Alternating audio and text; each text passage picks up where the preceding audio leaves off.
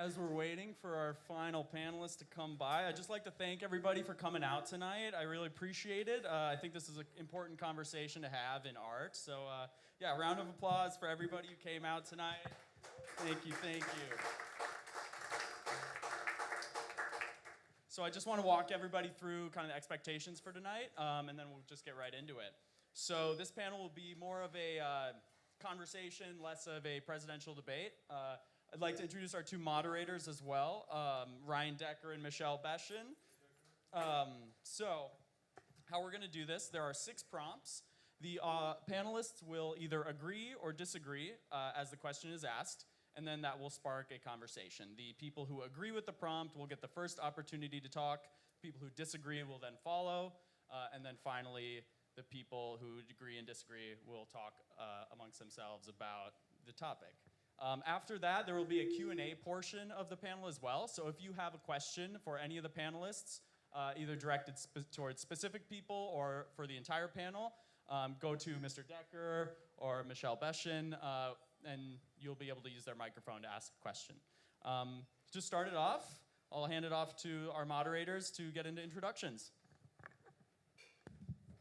All right, so can we ask each of the panelists to introduce yourself, where you're from, if you've been in, how long you've been in Dubuque, your educational and professional background, and then what else do we want to know, Mr. Decker?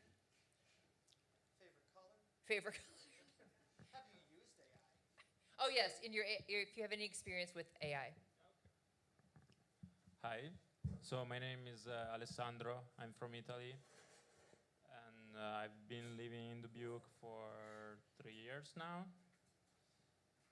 My educational background is computer engineering and automation, and a master in management and communication.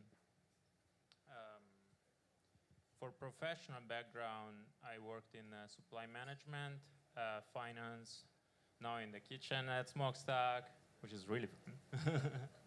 Favorite color, green. More than using AI, I programmed for AI as a computer engineer. So more than artist, I would say that my participation for today is more like the scientific and technical part of it. That's it. Hello, I'm Antonia Kouros, and I'm from Dubuque. Lived here most of my life. I majored in art in college. I went to Clark College. I'm a studio painter, and I've used AI, but not for my work. And then I've taught a couple other artists how to use it. Just, I'm interested in the technology, but I don't have a use for it in my studio practice. How's it going? My name's Jay. I am mainly from Dubuque. I moved here in 2008. For professional background, I work at a digital branding agency here in town. I'm a graphic designer and a front-end web developer. Let's say as far as like a background in art, I'd be a non-traditionally trained artist, trained in graphic design and coding. I've used AI as maybe as a way just to explore it, to see what it's all about. Upstairs, I made the piece that you can type in a text and get back an image. So I wanted people to have a chance to interface with it. So I built a website or a web application that allows you to kind of do that. So that'd be my background in AI. Hi, my name is David Barba. I am from Prior Lake, Minnesota. I've been in Dubuque for about 5 years. Professionally, I'm the director of the Dubuque Area Arts Collective. I was responsible for the social media marketing for this event as well. Prior to that, I had a couple years experience as a packaging designer for a cannabis company in East Dubuque, Illinois. Educational background, I dropped out of Clark University after studying graphic design. I also have my own independent art business. I've painted 10 murals in Dubuque and the surrounding communities. And I've been briefly experimenting with AI like ChatGPT or DALL-E, just for concept development to try it out and see what all the hype was about. Hi everybody, my name's Tom Riley. I'm a professor of philosophy at Clark. with one of my areas of specialization is in the philosophy of art, and teach a course in the philosophy of art that at least some of the people in here have suffered through. So that's my professional background. Educational background, you probably don't care that much about. My background in art is purely academic. I'm not an artist myself, so I think, well, I'm a singer. I do some singing. I play a little guitar. So to call me an artist might be a little strong. But I'm just fascinated by it and I care about it a great deal. And my background in AI technology is that I used AI this semester to catch a couple of students using ChatGPT. So very basic kind of understanding of how it works. Hello, my name is Sarah, and I represent the company called Pre-Raph AI Light Digital Paintings, and some of my paintings are upstairs being displayed. And they are inspired by Pre-Raphaelite Victorian paintings made using AI software. I am from England, and I've been living in Dubuque for about 4 or 5 years. I have a master's degree in art history and curating, and an undergraduate degree in history of art. So I'm also a painter, so I have both academic and practical art side. And I've been practicing art, particularly miniature painting, for about 10 years. And so I started using AI as a tool for my paintings. I wanted a reference point to paint from, so I was looking up, okay, I want to have an original image of a background of something or a portrait of something, and then I use it to put together an amalgamation to paint from. And then I found I could get very specific with my prompts, and what I was getting back from AI, I thought had formed its own art. What I would add to it by painting it wouldn't give any value for what the image already was. So I decided that this was something that I should explore and run with, and I really like the results that I'm getting through using AI. Hey everybody, I'm John Little. I'm not originally from here, if you can't tell by my accent. I'm originally from North Carolina. I moved here about 12 years ago. Let's see. Professional background. I've been a studio artist for almost 20 plus years. I've worked as a shop foreman and head graphic designer for a theater development industry company. I've also done a lot of volunteer work here in Dubuque with both the Bell Tower as well as the Grand Opera House. I've been a podcaster as well on a local actual play podcast. I've got a little bit of everything in there. Educational, I have my Bachelor's of Fine Art in Sculpture from East Carolina University. I've also done extensive online degrees with graphic design as well as industrial design. Yet still can't seem to, I'm really good at making it, I'm not really good at selling it. But as in background in AI technology, I think I'm, along with everyone here, I've experimented a little bit with it, just kind of understand it. But, you know, again, I've got my ethical and moral issues with it. My name is Rich Rosganall. I'm not from Dubuque. I'm from a lot of different places, but I've lived here for about 20 years. My professional background, I manage a screen printing shop. I've done so for quite a long time. My educational background is I have an art degree from Clark College, and my background in art is I do a lot of freelance graphic design, but mostly graphic design and screen printing for the job that I do.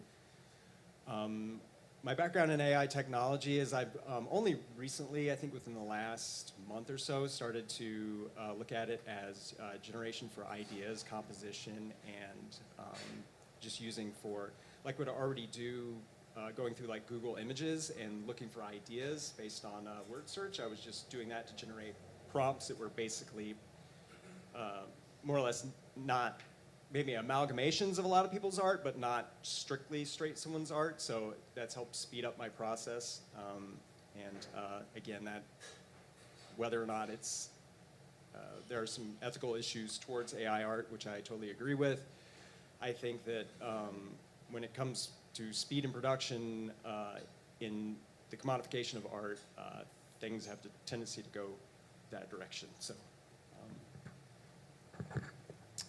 Hello, everyone. I'm Tim Connery. I am a filmmaker, mostly a producer, writer, director.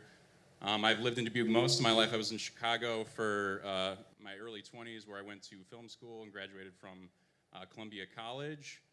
I've done a couple feature films, one of which partially shot here in the smokestack of summer of 2017. That film's called Death to Metal. Shout out Dean in the back. He's live streaming this. He's in the film. So 2 feature films, Blackwood, Death to Metal, countless short films. Make a living with commercial and corporate videos with my company, Dreamcatcher Production. As far as all this AI stuff, filmmaking is interesting because it's like one of the few arts that really requires collaboration. You could make a movie by yourself, setting up a camera and starring in it and doing all that, but it would be crap, obviously.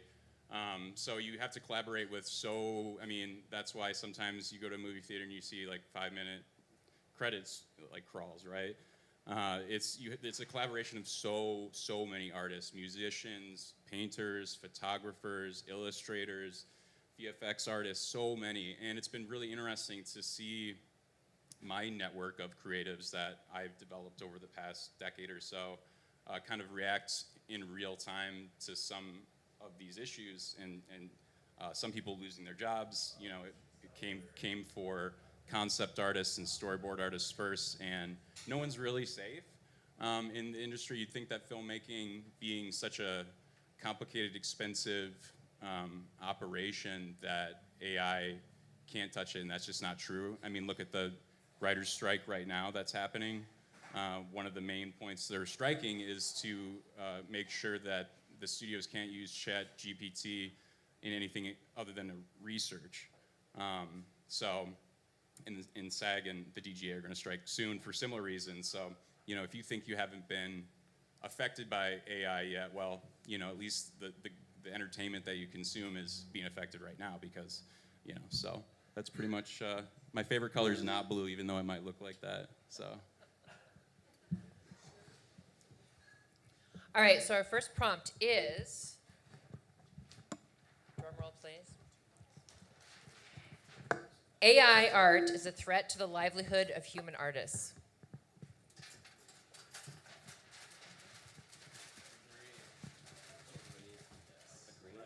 You got your green card for, yeah. Those are not green. That's disagree, yeah. Okay, so a couple of you that have said that you agree. Do you want to explain why you agree? Yeah, I'll start off. I do think that it will impact the livelihood of artists, just because of the nature of some artists' job. I think, you know, some of these more mundane, repetitive tasks that go into graphic design or film editing or music editing, you know, these are the things that are going to be most in trouble the quickest with advancing AI technologies. So those artists, they would be threatened, their livelihoods.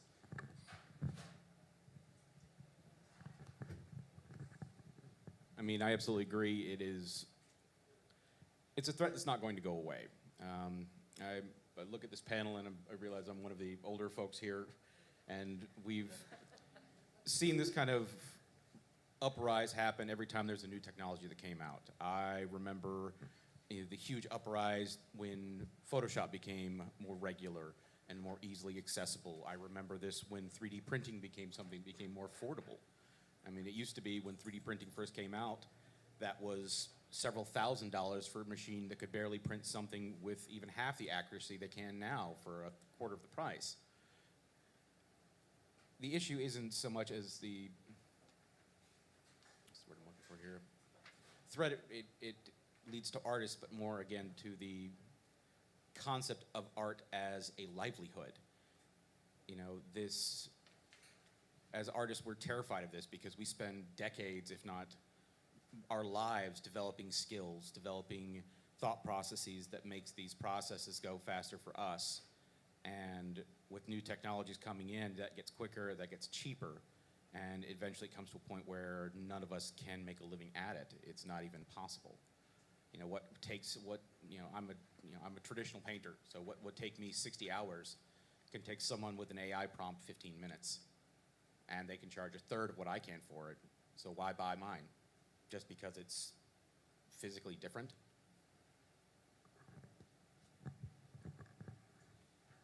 I would agree in the same sense that anytime that we've come across automation, it has been used to devalue labor. I think a prime example of that would be just the idea of when, like computers, for instance, like the size of an office and the amount of expertise it used to be to run an office just for like a production facility. You had to have all these people. You had to have an accountant. You had to have customer service. You had to have customer relations. You had to have a person to do purchasing. You had to have a person to manage all these things. Now with a computer, like you can have one person do all of that, and then all of those jobs get eliminated. Now, again, I think the question is, the idea of modernization and automation was that, hey, when this happens, everyone gets to work less. You know, this is what people were talking about, you know, since the beginning of the Industrial Revolution. What hasn't happened is that, as they would say, the tide rises all ships. I don't believe that has occurred here. So where is all this additional value that's being produced by automation going? So that's one of my big issues, and again, I think it is, one way is it's devaluing labor, so. Yeah, so I definitely agree because it already has took the livelihood of some artists in my industry. I think, like, you know, when I first heard about this show, I started thinking a lot. First I got like mad, right? And now I'm on the panel and like I contributed upstairs. I love it, you know, that's what art's all about is, you know, getting you mad or creating emotion. You know, the worst art you can make is when it's just boring, right? So kudos to the people. But the problem isn't AI, the problem is capitalism, right? So if AI in a non-capitalist society could be like the best thing ever invented, right? It's like just taking care of all the tasks so that everybody else can be artists and, you know, utopian society, right? But instead, it's you know, it's the CEOs, it's the studios, they're trying to, you know, appease stockholders or their bottom line or whatever. So I mean, that's really the crux of the issue. The film industry has gone through so many different changes too, from, you know, change to black and white to color or no sound to sound, from more recently from film to digital. I think this is going to be a similar shift. You know, I think, you know, in the near future, when I'm, you know, line iteming my budgets, there's going to be a line item for AI tools probably. And it's in such an early phase too that and I think that's why it's so scary to a certain extent, is this is like the internet in 1994, right? That's where we're with AI. It's not even really AI, right? It's not intelligent yet. It's just a really beautiful algorithm combing other people's work and you know. So I just don't even know, you know, the possibilities are endlessly awesome and endlessly scary. But yeah, I mean, I think you're just lying to yourself. You're saying that it's not threatening the livelihood of at least some artists, right? I think you could say it's threatening their livelihood, but they need to adapt. But you can't say it's not threatening their livelihood because it has, you know. So, sorry, Jay, were you? Yeah, I disagreed, so I don't know. Maybe that was a bad idea. I always see things as an opportunity rather than a threat. I guess maybe more of like I was trying to find the positive in things first. I agree with everybody here that it is a threat. I can see that. Threat just seems like such a like strong word. I think that what you're seeing is a market that's emerging, that's non-traditional. It's more digital, and it does, from my experience working in an agency where we make, I would say, more crafted, longer taking, higher quality work, there's going to be a market, and it's already emerged, and it's going to need tools like this for people to use so it can cost less money. I don't think that devalues what anybody up here does, because I think that there's going to always be a market for something that is more authentic and genuine and more human made. So I don't think it's going to be a threat to traditional artists. I hope that it emboldens people to go buy something that's more physically made and less digital. And I actually think that will be what happens. There's a lot of these experiences that we have as humans that are going away, going to the bank, checking out our groceries, paying our bills. Like, it's all going digital, so we don't get these micro moments together. And I feel like we need those. So these physical objects and the things that, and you probably saw in COVID too, where it was like our physical space became so important to us. And I think that as an artist, a traditional artist, a non-digital artist, there's going to be value there, and I think people will value it, and they will buy work. At least that's what I hope. Like I said, I'm a hopeful person, so I don't know why I disagreed, but I actually have a counterpoint to that. So you're saying, and I agree with you, I'm very much a find the positive in things first, but your hopeful attitude is already being shattered. We're already seeing this in the industry. You're seeing it in simple things right now. Like, for example, there's been a huge uptick in the loss of artists doing things like promotional posters and album design for people who are doing AI art. And when asked about it, people that are going to these people are saying the simple thing is, it's cheaper, it's cheaper, it's cheaper. And that's, unfortunately, as much as we can rail against, capitalist society, it's where we live. It's what we exist in. And we can have these idealistic hopes that it will change, but it's not going to happen in our lifetime. And it's going to come down to the industry taking this tool and guiding it so it can be something that both old artists and new artists can work on together. We saw this with digital art, digital painting, 3D design, 3D printing, and it's going to be up to the industry to, for lack of a better term, regulate. Is it okay if I have a rebuttal? Is that okay? I would say, and maybe Tim can respond too, but from my experience working at an agency, working with people, there are people that are coming to us to get away from sites like WordPress, from things that are easier to build.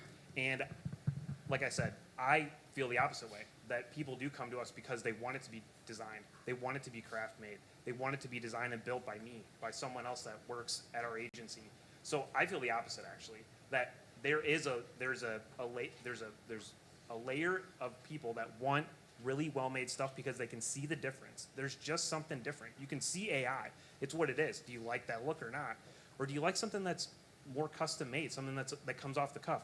Rich is a screen printer. Like, it looks different. Like, these are crafty people. And I think as humans, we see that. You see AI, and you can see exactly what it is. It's just it's a medium, it's a movement, it's a look, whatever it is. Maybe in the future it gets a little more like close. But I think right now that there's still, in this moment, I would say, that there's very much people who want to continue to work with human beings and go through the process of creating something that's not AI generated, forward AI generated. That's it. I would just add on to that. I think like from a business perspective, and I think like I like to run my art practice as a business. So like if you have one idea and you start a business and it goes really well, that's luck. And if you can adapt, then you're an entrepreneur, I think. And so I think for the artists, especially in this community, I would say like know your value proposition, because right now the robots aren't making physical objects, but I think that's really coming to us, that they will be able to paint as well as me. And it's like for my personal, I can only really speak for my practice, but my art is not bought by strangers a whole lot. It's bought by people that have been collecting my work for like years and years and years, and they're kind of like in a conversation with my work. And so what comes from me next is part of the conversation, and so they're collecting it to kind of have like a set of ideas that sort of hang together and progress in a way that's hopefully more interesting than machines, but. Okay, my kind of neutral standpoint. First of all, I'm glad that everybody here used the correct terms, that see AI as a tool and not as a human being, like with his own intelligence and things to do. I'm so glad of that. So I don't have to explain that.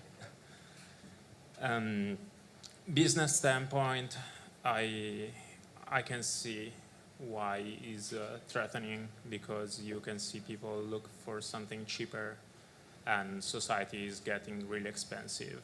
So probably the majority of the population is going to aim for cheaper and cheaper pieces. So I understand that, because we can see even in restaurants that we saw like the automation in restaurants. It was McDonald's. It was cheap. It was easy. It was just there. It was just aiming for that. But the quality, you lose the quality. You lose the soul, like the soul of the product. And that's what I think art it is. My wife, she's an amazing artist, and I see in her works that she put like her emotions in it. She put her soul in it. I see her cry sometimes when she draw things. So I can see the difference in a AI art piece and AI artist, like human artist piece. It's just missing that the thing that he was saying was missing. For me, is like the soul. And I think now we are going to the philosophy concept of it to involve the professor. and I agree with him. There are still people that if they want to go for quality and for something that has a true meaning behind it, they're gonna go for the human soul of the piece itself, if it makes sense. So after having met with many of the folks on the panel earlier this week, I started to think about, I was reminded of a piece by a philosopher that I particularly like, a philosopher of art that I particularly like a Jewish philosopher writing immediately after the Second World War. And this was his publication that I'm familiar with, was in 1955. Called, if you're at all interested in questions, in how this question has recurred many, many times in history, the question of sort of technological distance between the artist and the work, you should read the work of Walter Benjamin.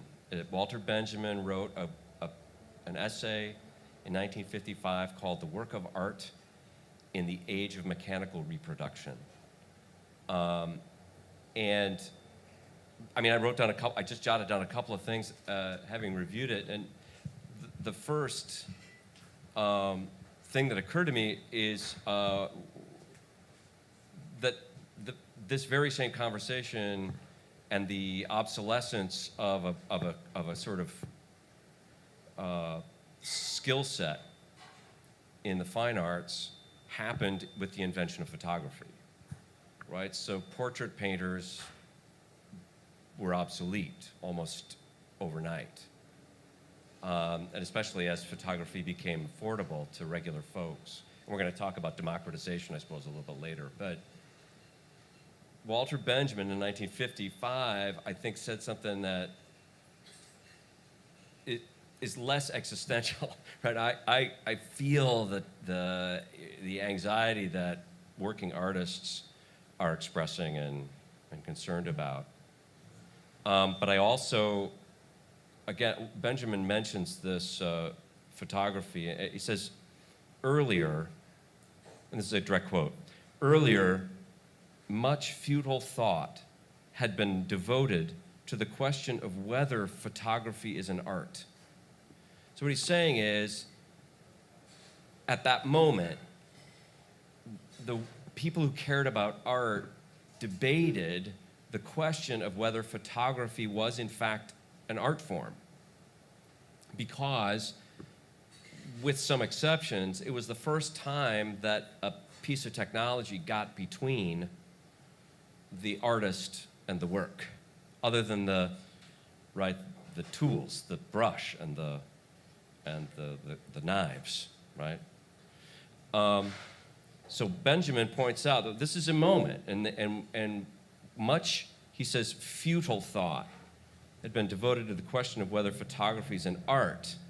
But I think, talking to Rich at least, AI is out of the barn. It's happening. It's been happening for a while. It's a question that's recurring. It seems sudden, but if you look back over the last generations, I mean, this horse has left the barn. The question to me as a philosopher, again, not as a working artist, the question is not whether or not AI produces things of aesthetic value. And to return to Benjamin, he says, the primary question, and this is, whether the very invention of photography had not transformed the entire nature of art was not raised.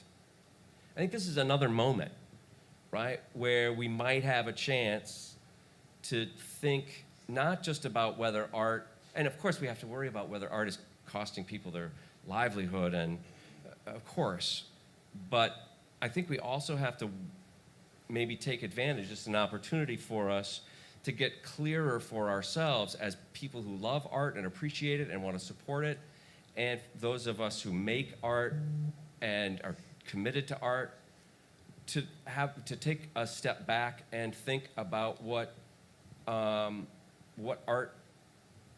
makes art valuable in the first place. And it might be the soul.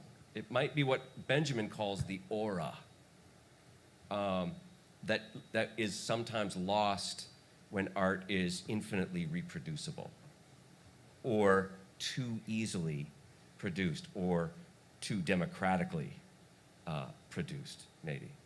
So anyway, I took this as an opportunity as a philosopher, not as a working artist, to say, well, this horse has left the barn. Let's figure out what this means for what art is for us, either as appreciators of art or as makers of art. You ready for question or for prompt two? Oh, We can are ready. Can I add something? Oh, I'm sorry. Go That's all ahead. right. Thank you. While this conversation was going on this side, Walter Benjamin did come to mind, so thank you for that introduction to him.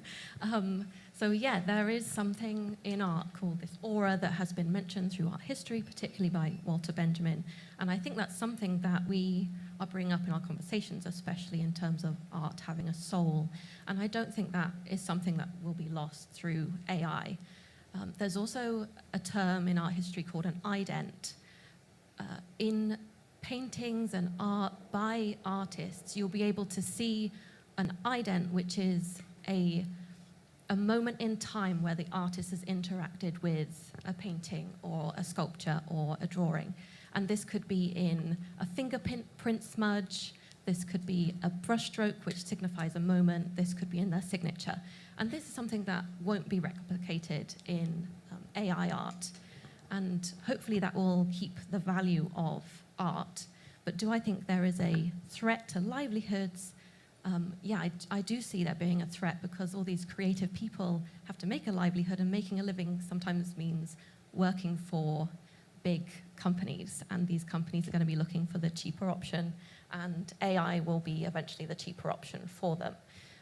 But I do see there being also an economic benefit for the livelihoods of artists as they are practicing as a business. Time is money, and if they're looking through Google, as you mentioned, for different ideas and examples, and like I use references to paint from, if I can use AI and come up with something that I'm happy that I find inspirational quickly, and I don't have to make an amalgamation of many, many different things I find inspirational, that saves me time, and that helps that process. So if time is money, that does help my livelihood. But is it a threat?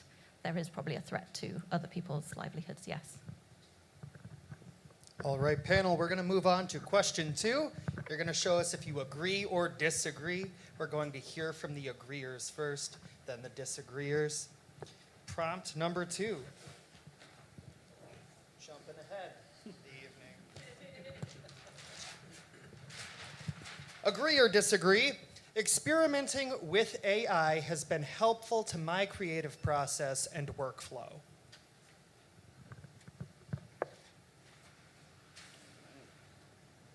All right. Tim, would you like to?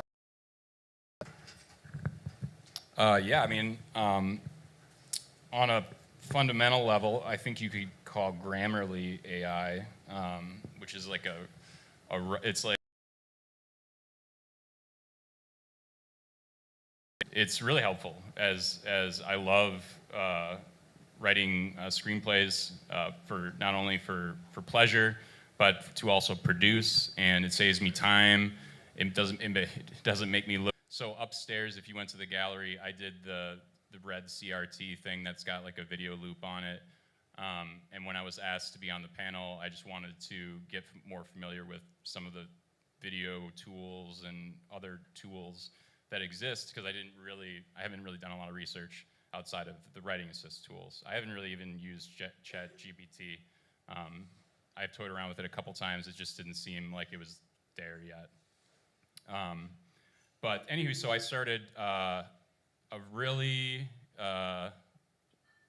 tedious journey to do this weird video idea thing, kind of like trying to mirror you know, you go to a theme park in the 90s, early 2000s, and they have these big like CRTs like bolted to the wall in the ride queue that just are like looping these really cheesy videos of like whatever the villain is on the coaster you're about to go on or whatever, to give you context to the ride and something to do when you're in the ride. So I wanted to do something like that. I don't know. That was just what came to my mind when, so I dabbled with voice, text-to-voice AI stuff, video AI stuff, pretty much everything except my words were AI generated and then maybe tweaked a little bit by my hands. So it was, you know, even though I'm against AI for a multitude of reasons, it was a creative endeavor that was fun to do, and I've never done like an art installation thing like this. So, you know, it was different, you know. So I kind of experienced it and kind of changed my opinion about some of this stuff. But yeah, I don't know. I don't know if having used the voice AI stuff or the music AI stuff, which I think is just straight up copyright infringement. So like, I took an artist that I like and pumped it into this music AI software, and they shot something out with a prompt that I had that was completely different but worked for the piece. That just seems like, even though it was completely different and sonically, I don't think, you know, a courtroom would find these two things even comparable if someone was trying to sue someone. The fact that it used it as a basis, it just seems wrong. And I would much rather work with like a composer or just like, you know, use stock stuff. I don't know if music generation is going to be to a point where you don't have to give it like a reference point. Same with the video. I had to feed it a stock image of an escalator. So I don't know. There's a lot of creative tools, and the process was very imaginative, and it felt like these tools could work better as in the concepting phase, and should be used in the research phase and not the actual production phase. So I do think though that like voiceover artists are screwed, because that sounds pretty good up there. I mean, it's still a little off, like some enunciations are off, but like all the people who do your audiobooks on Audible, and you know, I think you're just gonna have celebrities like licensing their voice. Like every book's gonna be read by Morgan Freeman like 10 years after he's dead. You know, that stuff's getting good. I mean, again, I think we all agree it's very much in its infancy, and some of these tools feel already super sophisticated. So I feel like what's gonna happen in the next decade, we don't even know. I mean, there's the creators of a lot of this AI stuff, like, are like resigning and like saying like, my life's work is gonna destroy the world, you know. I feel like, you know, it's like Cyberdyne's boardroom, like arguing about switching on Skynet. Like, I think that's where we're at with AI here. So, but I'll wrap it up. I did find the creative rewards from some of these tools, and I do use Grammarly, which is an AI tool that I would go to bat for. It's been super helpful as a writer, and it streamlines that process really good. Thank you, Tim.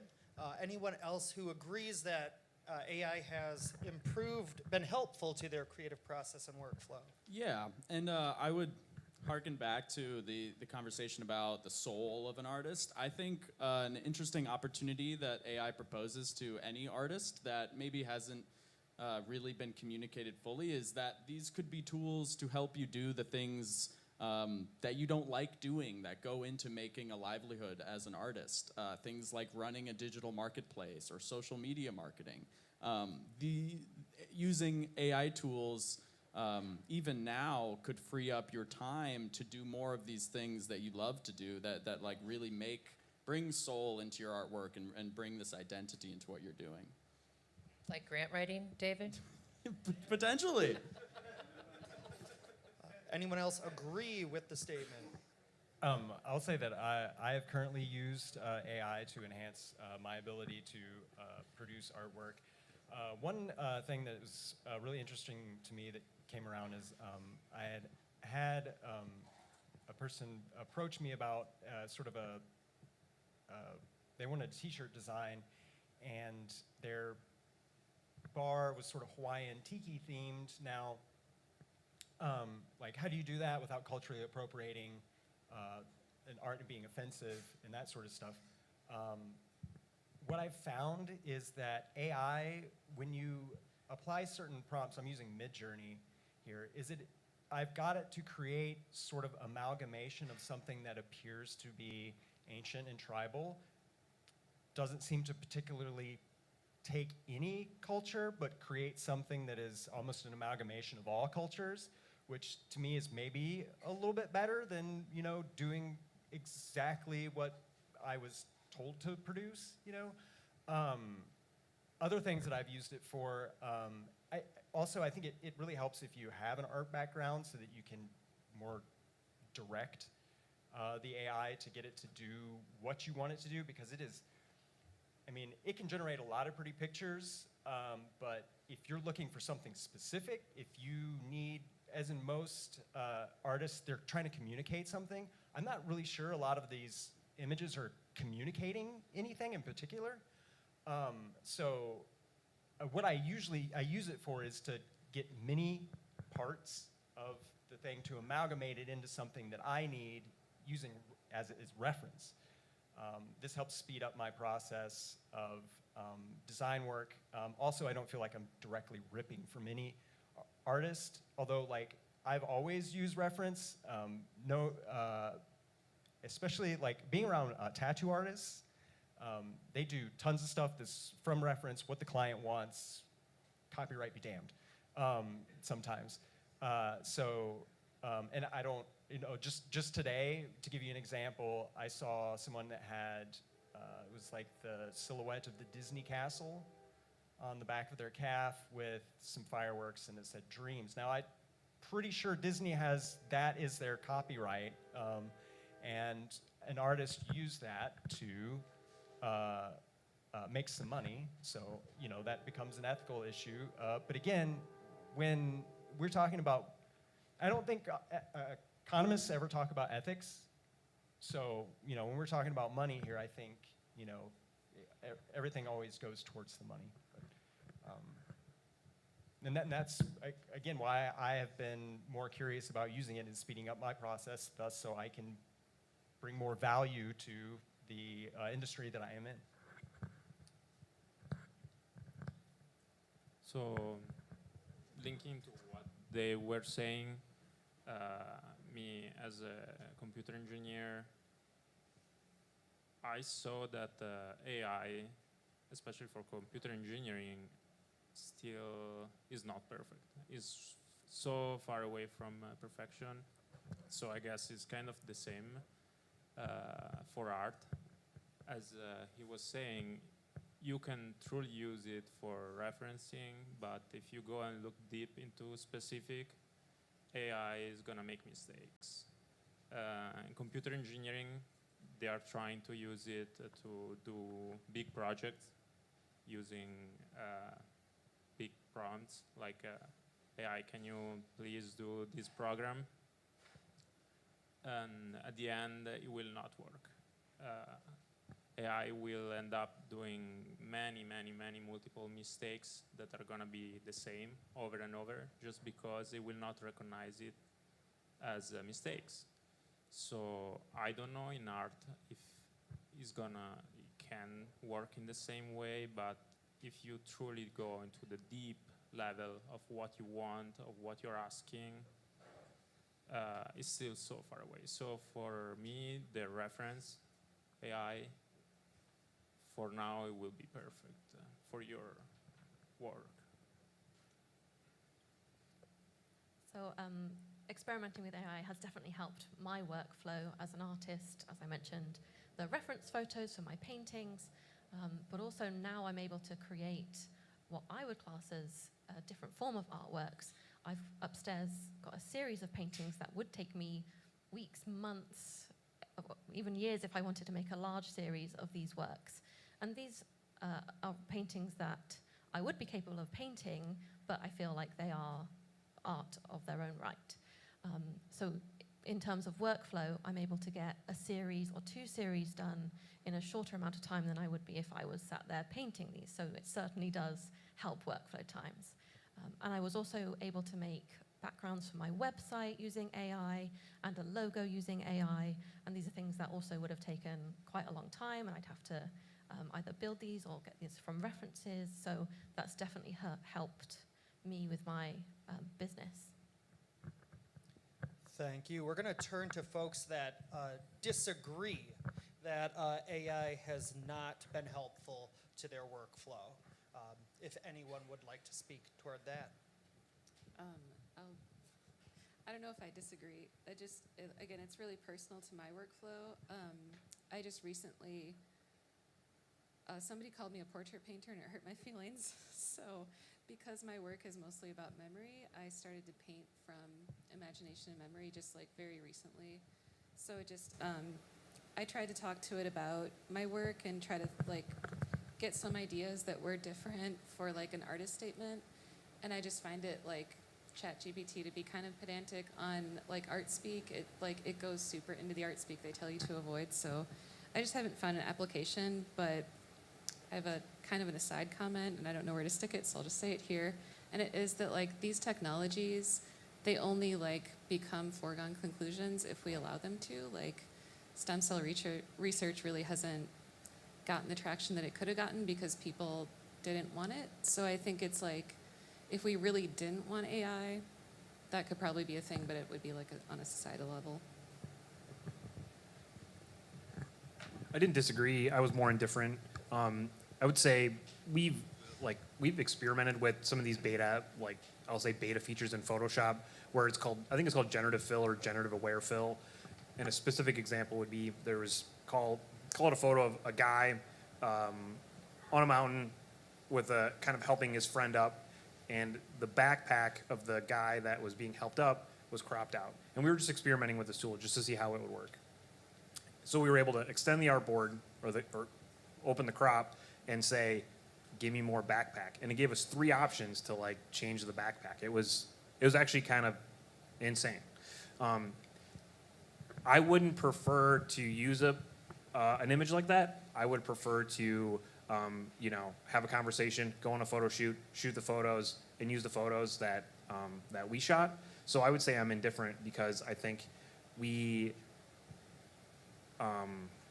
sell human services, and I can see a benefit to using those tools, but I would say we don't and haven't, but we are experimenting with them. But like I said, I don't like using them. I like to be more of a traditional agency or traditional shop. But maybe in the future we do start to use those tools and they become more production, more part of our production. That could be based on a client that comes in. But I think right now it would be purely experiment. We wouldn't really be using some of that stuff like in production. So that's what I think. I didn't put any cards up because they don't make art, so it doesn't affect my workflow in any way at all. But I did want to mention that I think we're talking about, as we always do, whether it's value having 6 or 7 different connotations and ways of thinking about what value is, and art and intention, and so we're chronically confused over what we seem to be mentioning. One of the things I think we're inclined to just fail to recognize is that there are certain, if you're talking about visual imagery, there's some of it that's disposable, and some of it that we care about. This is true with all kinds of objects. I mean, I'm a guitar player, and I was talking to my brother today, and about this very thing, and it occurred to me that if there were 2 guitars that sounded, that I was not able to distinguish one from the other in terms of how it sounded, but one of them was made by hand, and another one was mass-produced,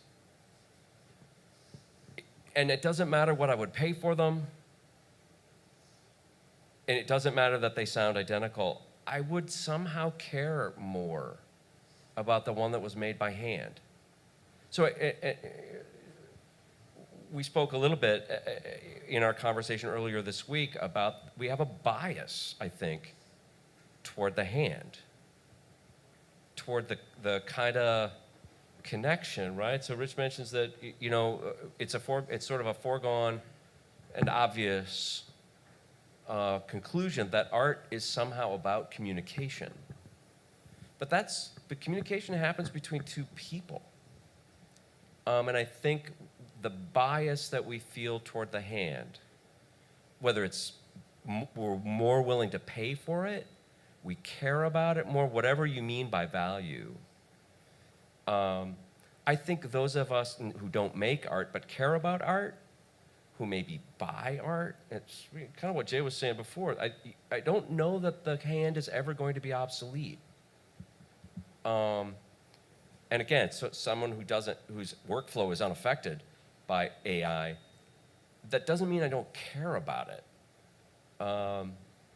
And that it doesn't change my perception of the aesthetic importance of a piece, knowing that it was somehow removed from the hand, even partially. And I'm completely at sea about this. I don't know what to think about this. I know I feel a bias to the hand, as someone who doesn't make art, I'm really not sure what to even say about it. Thank you. Is it about the prompt? About workflow? Let's respond to. Well, I just wanted to respond to what he was saying, and just from an example, I use Photoshop and Illustrator to do the vast majority of my work. However, there's a company I do beer labels for, and even though I do all my layout in either Photoshop or Illustrator, using both of them depending on what I need to do, I do take the layout that I do from that and then hand draw the whole thing, which I told the person, because I'm so slow at getting stuff done because of the amount of actual hand labor that I put into it, that if you need to generate these faster, please seek out another artist who can do this. He did do that. The artist gave him something generated directly in Illustrator, which is got a very cold feeling. He wasn't sure why, but he did not like it. So, I mean, that's just anecdotal, personal experience with that particular, the hand being perceived as greater than something produced. I think most consumers care more about money too. Use the microphone, Tim. I was just real quick. I think most consumers don't have the luxury to make that decision, right? It's just about the again, going back to capitalism, right? So if you have the ability to choose your stuff that way. You know, I think, yes, you're right. I think most people would choose that, but that's just not the reality, you know? I don't know. It is a good question. Decker, give me like 10 seconds. Give me, I wanna add Yes. one small thing. I haven't even responded yet, so if you don't So mind. I'm so sorry. But just to add to this, the hand, I think the other thing that we like as human beings is we like stories. I think that's like it's like beyond like, it's one of the biggest things that we care so much about. And I think Sarah's work's an interesting place to like make a comment here, is that she has a really interesting story behind her work, but it is digitally produced. So I think for her to tell the story behind the work, I was impacted by that. And it actually got me excited about it. So if she can do that and tell the story behind the work and why it became to be, it may be that someone is interested in buying the digital piece because it is more affordable, and maybe that does enter them into a collecting conversation with her where they do buy an actual piece later. So I just wanted to say, beyond the hand, I think there's a story that that people are going to connect with, and that may not matter so much on the digital side versus the hand side. That might just be a personal preference of the way that it's produced or how much money it costs. I think we're ready to move on to other questions. So, Michelle, over to you. No, never mind. Go on. Are you sure, John? You can. Yeah, you know what? I've been talked over. It doesn't matter. Go ahead. Got you. All right. Prompt 3. Artists who use AI tools are infringing on the copyrights of other artists.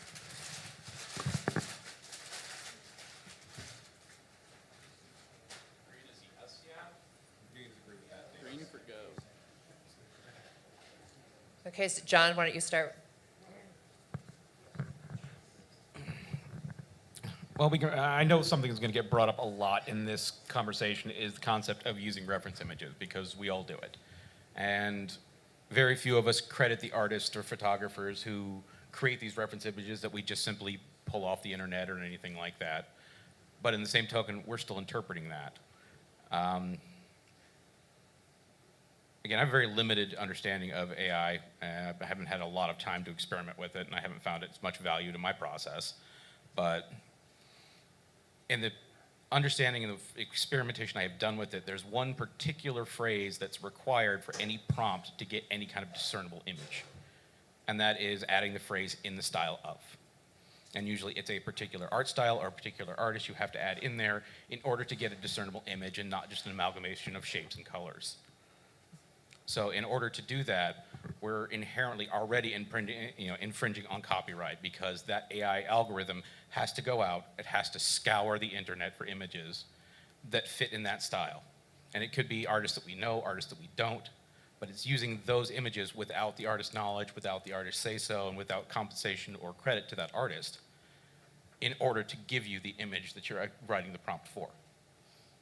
So unless you're willing to sit there and have the algorithm print out every image that it's referenced, everything it's going through, and credit all those people, this is where we run into that problem with AI being something that's inherently theft. Now again, that being said, as artists, we all do this. We may not do it through AI, but we do it through reference. We do it through inspiration. We do it through collaboration. We are always stealing. But we're also giving that new life. And this is unfortunately the postmodern world where everything is art and art is everything. But that's about what I've got to say. Who else has got on here?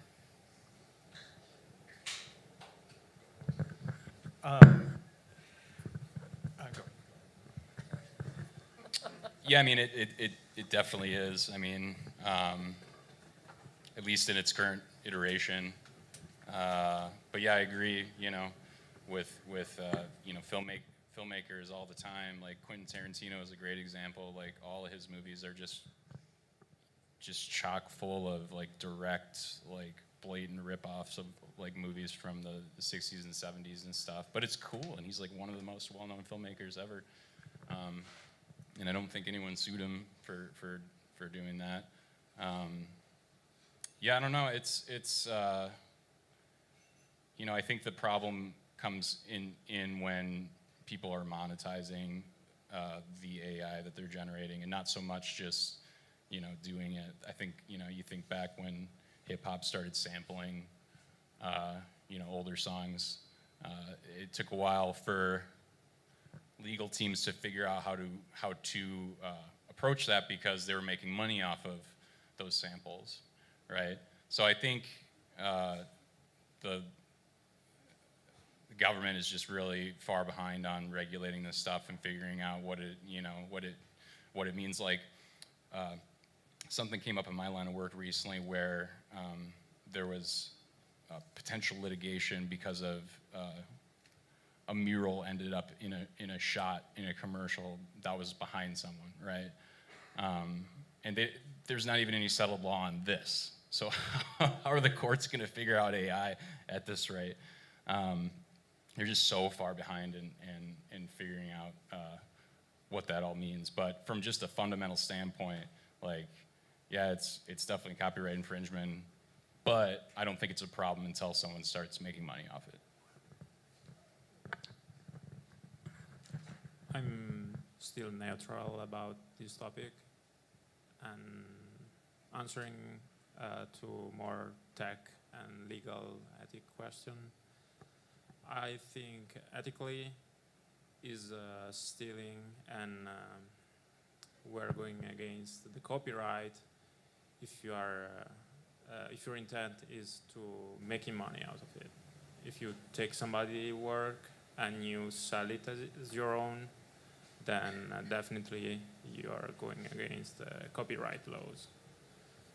That being said, AI works with big data, so it goes through billions of different data, different picture, and use the prompts that the user asks for.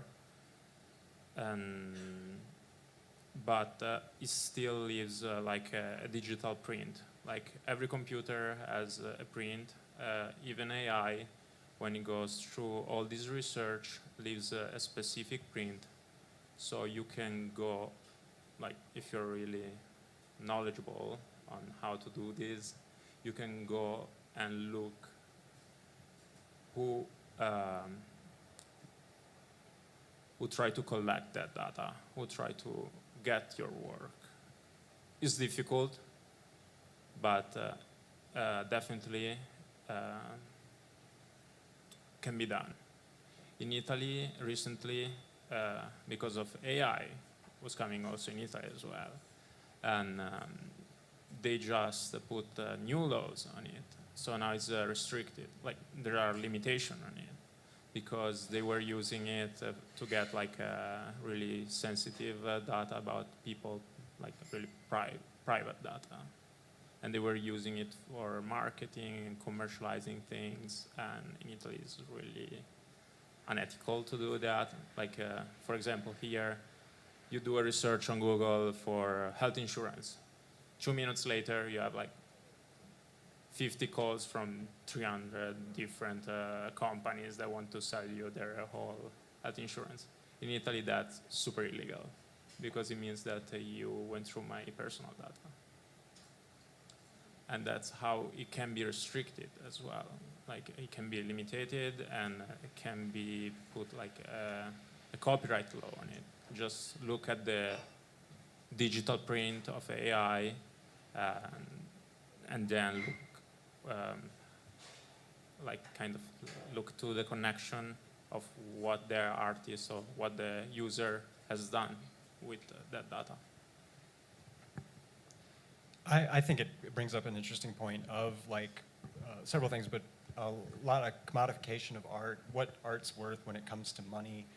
People who, especially when it comes to fan art, people trying to make a living, right? Because when it comes down to it, people are doing these things out of coercion, really, right? Because you need certain things to survive. You know, you need a roof over, you need to be able to eat, and you need all these things, right? If you aren't able to provide some type of value to society, you don't get those things, so then therefore you don't get to belong in society. Now, I think whether or not somebody gets to belong in society, whether or not on how much they do or produce, I think is an ethical issue, but we don't talk about that. So we'll talk about the ethics of of owning a particular thing and what we can do with it and how much money we can make with it. Think about like art of an artist who's already passed away. If we use that as a reference, and then we're making money off of that, and I guess the estate of the person who's deceased does no longer gets the money. Is that ethical? I guess, suppose if the people who are surviving off the estate can no longer live in a house or afford to eat or something like that because of that's going on, then yes, it becomes an ethical issue. But I don't know. I think there's a lot that we need to explore in why, like, creating money or creating art when it's commodified. So.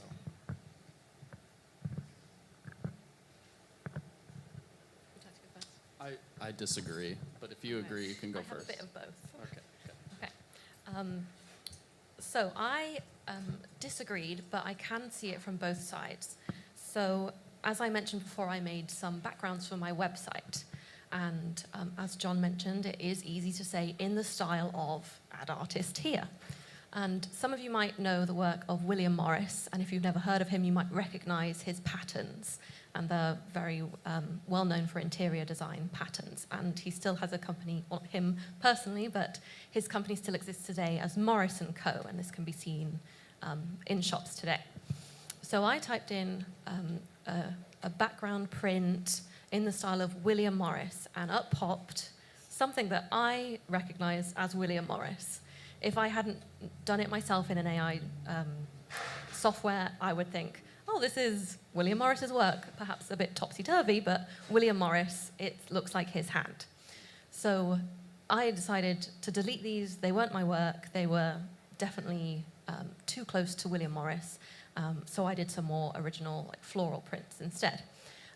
But with my work, with Pre-RAF AI Lite, it's got AI in the name, and I disclose to everybody, it is based on Pre-Raphaelite art.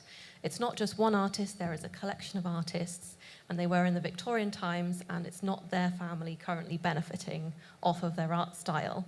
But it is still a continuing art style. There are people practicing, and there's later Pre-Raphaelites. You might have heard of Waterhouse. He was post-Pre-Raphaelite, but still working in that style. What I do with my paintings is, or my digital paintings, I'm very, very specific about the composition, what I want it to look like, down to the hair color, the eye color, any features, details. I'm very, very specific. And it comes from an original idea, and it's just in the style of this Pre-Raphaelite style that I have admired all my life, and I paint similarly to that. But I reverse image search my works after making them, just to make sure that nothing has been gleamed and is close enough to an original Pre-Raphaelite. And one of the works upstairs is an angel. He's got longish blonde hair. If you Google image search that, it comes back as a dove. So it doesn't even come back as a person. It comes up as a dove. And there's other works that literally come back with nothing. It doesn't gleam anything. It's not recognizable as anything else that can be found by reverse image search on Google or Google Lens online. So they are, in my view, original works of art. So can it be used as copyright infringement? Yes, it definitely can. But it doesn't have to be, and you can make original pieces using it. Yeah, so I have two things that come to mind. One, Alessandro and Sarah both mentioned it. A lot of these AI-generated images are pulling data points from so many places that you can't really or at least the resources we have access to cannot quantify or target. This is a copywriting or taking from this artist.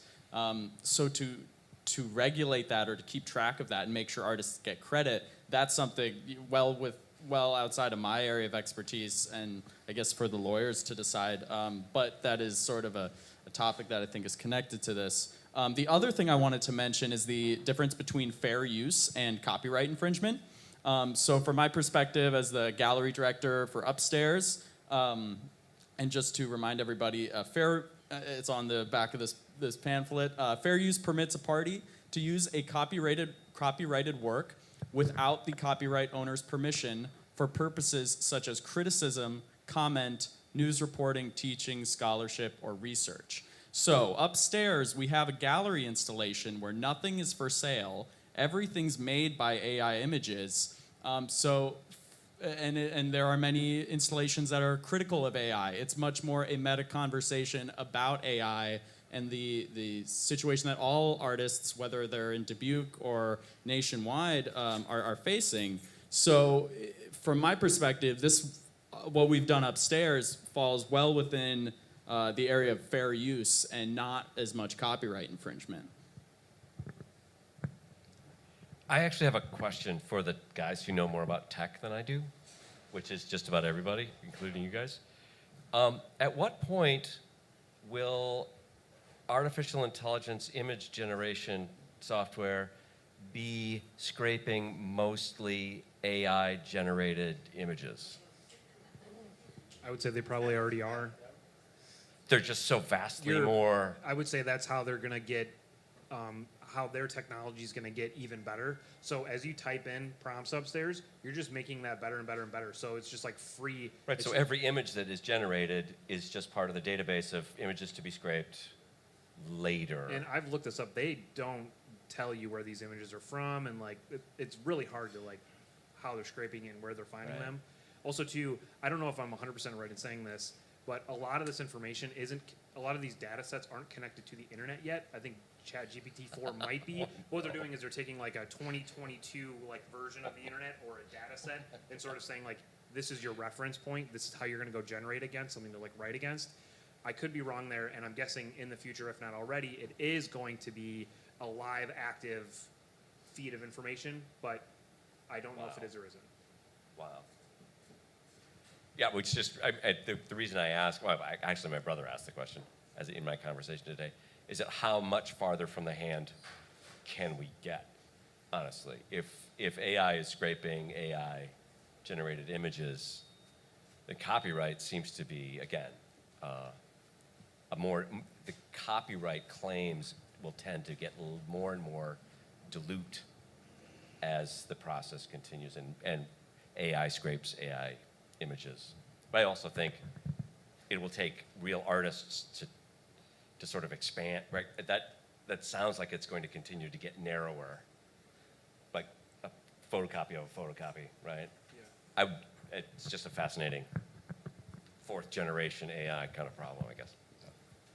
I would say I disagreed with the copyright thing. I think as an artist, the freedom that you have when everything's on the table, I think is really important. I think it's probably one of the only like roles in society where that's maybe allowed.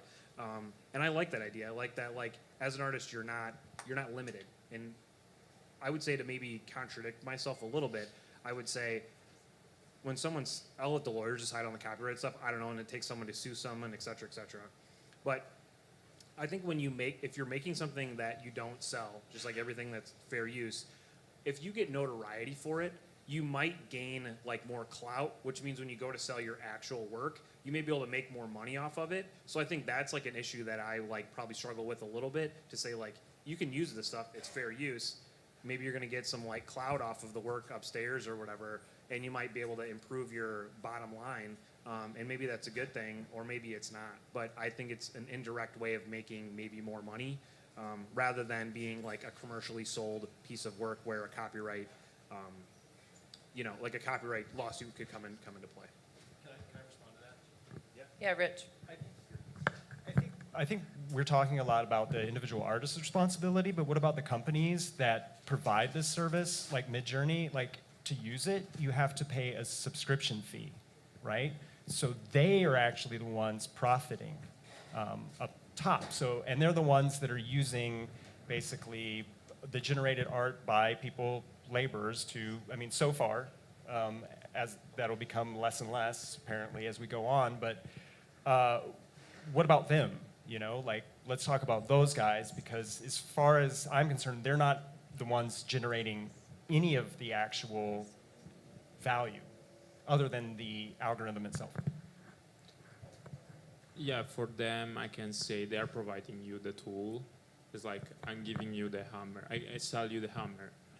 If you're gonna use that hammer to build something or to kill someone, it's up to you. So. Okay. Are we going to the next prompt or To the next, to question 6, or to prompt 6. to prompt 6? We're jumping ahead. Alrighty.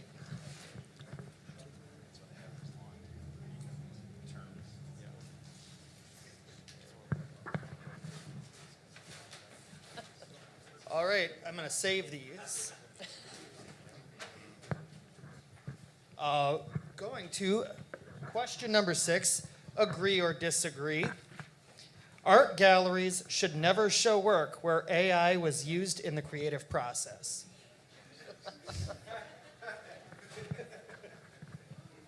It's like it was planted or something, I don't know.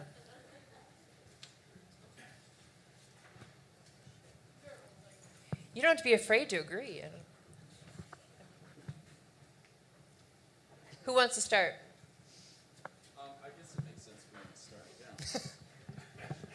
start, yeah. So as the gallery coordinator, this was probably most relevant to my day-to-day life.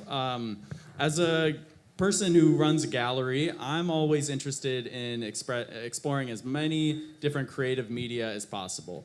And I know just through my basic education of art history, how many times throughout art history a gallery has put something up and people have clamored about how this is, this is not art, and that this is an affront to artists. So I am fully comfortable challenging that and always like being, pushing that boundary. So yeah, and with our acknowledgement of fair use, with our decision to not sell anything or directly profit off of this work, I think that it's a gallery's responsibility to sow discourse amongst people in the arts community about things that are going on in art and to get people to care about things. And I think the social media marketing of this event has made it very clear that people really do care about this. So I think it would be a disservice to ignore it and to say that we're above it for any sort of purpose. But yeah, that's my piece.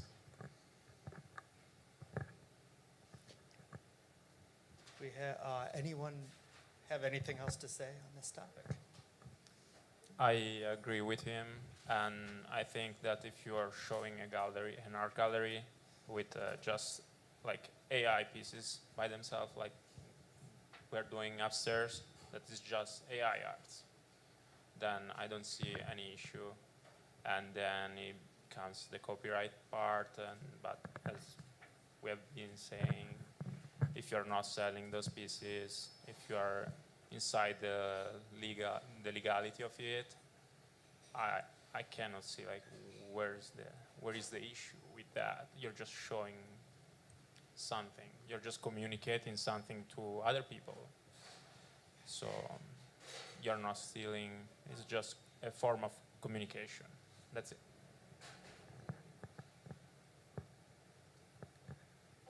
I'll just add never say never. But I also think it's really helpful for some galleries to have a point of view where like they show,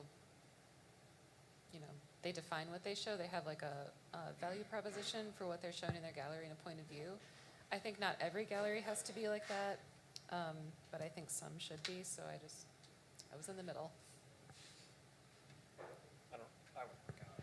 Yeah, this is a pretty straightforward question. Yeah, sorry. I just want to add another thing. Connecting with the first question, with AI work, I would say an artist, because it's not just insert the prompt and print it out and you have your art piece. With this kind of art, I believe it will become more important, the communication part of the artist itself. Like what you truly want to communicate to people with this prompt that you used. So I originally said that I don't think they should never show art, obviously, because we are today. But I do think that artists should disclose that they have used AI and by what degree they have used AI. I think that's an important point, whether it's in their process in the beginning, and how removed their end result is from AI would be important to disclose. But I do think that it has a place, and that AI art can be a different form of art in its own right, especially if it is specifically disclosed. And it does have a place in galleries because it is art. And when we think back to other forms of art where it's either ready-mades, which we discussed in our earlier conversations, or there's many artists today who outsource their work. So they'll come up with the idea and then have someone else make it for them, and then they'll put their name on it. And I've specifically known artists, been very close with artists who have been in like a partnership, and one of them comes up with the idea and they think they're going to be doing equal work, and then actually one of them does the craftsmanship, and it's exquisite craftsmanship, but their name isn't on it. And so it's whose work is it? Who's the artist in this? If they're the craftsman, are they the artist? So there's a lot of deep art history questions to be asked here, and I think AI does have its place, but it should be disclosed. Yeah. On that, I end think as John's been trying to get in here. Just more in jest. As AI art and AI in general gets more really sophisticated, I'm curious when someone will enter in the prompt, create a piece of art so mesmerizing, no one will look away. So.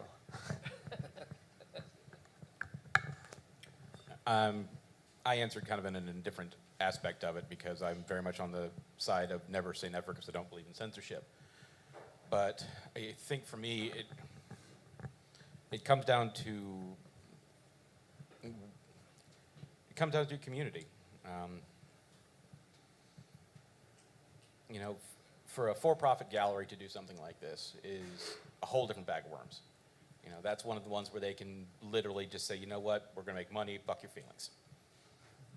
But when you are not a for-profit gallery, when you're a community gallery, you have to take your community's feelings into consideration. And that's a tough thing to do because, again, you can't please everyone all the time. But there comes a point in time where you have to draw a line.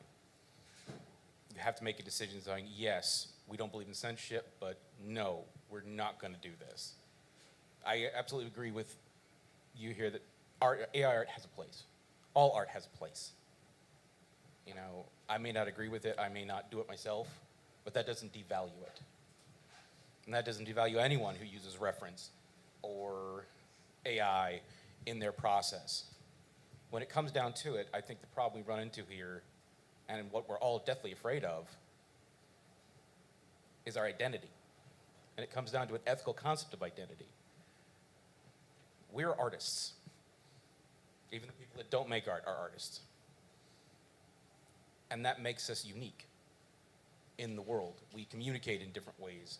We think in different ways. We express ourselves in different ways. And the reason this is so terrifying to us is because if everyone can do it, who the hell are we? What have we wasted our lives on? Because you can tell me all you want that AI will never have the human touch. And I will tell you the same thing everybody in every sci-fi movie relating AI robotics has ever told you. The fuck it can't. The fuck it won't. It will. It will get there. It may not be in our lifetime, but it will get there. And then we have to have an even more serious conversation. We have to have the Jeff Goldblum conversation where, you know, you were so concerned of whether or not you could, you didn't ask whether or not you should. And that's where we're at right now. We're in that could versus should. And we're all terrified. We're angry. We're riled up. And there's nothing wrong with that. I mean, again, I will probably never be that artist who understands AI the way somebody half my age will. And I will fight tooth and nail to make sure my work gets out there. And eventually, it won't, because I'm charging too much money. because I know the value of the work and the time I put into it. But some 15-year-old with ChatGPT and Midjourney and 20 minutes and a decent concept of syntax and grammar can produce something akin to what takes me a month and a half. Good on the kid. He deserves just as much as I do. We all have those. We all have those people that have requested, commissions from us. Why does it cost so much? It only took you 10 minutes. Yeah, because I worked half my life for it to only take 10 minutes. Does that devalue it? And AI is kind of that, it's spitting back in our faces. Because it is taking that time and energy that the art community as a whole has put together in its collective, autonomous, transcendent universality of conceptual work. And it's spitting back in our face going, I figured out how to do it in 10 minutes. Fuck your feelings.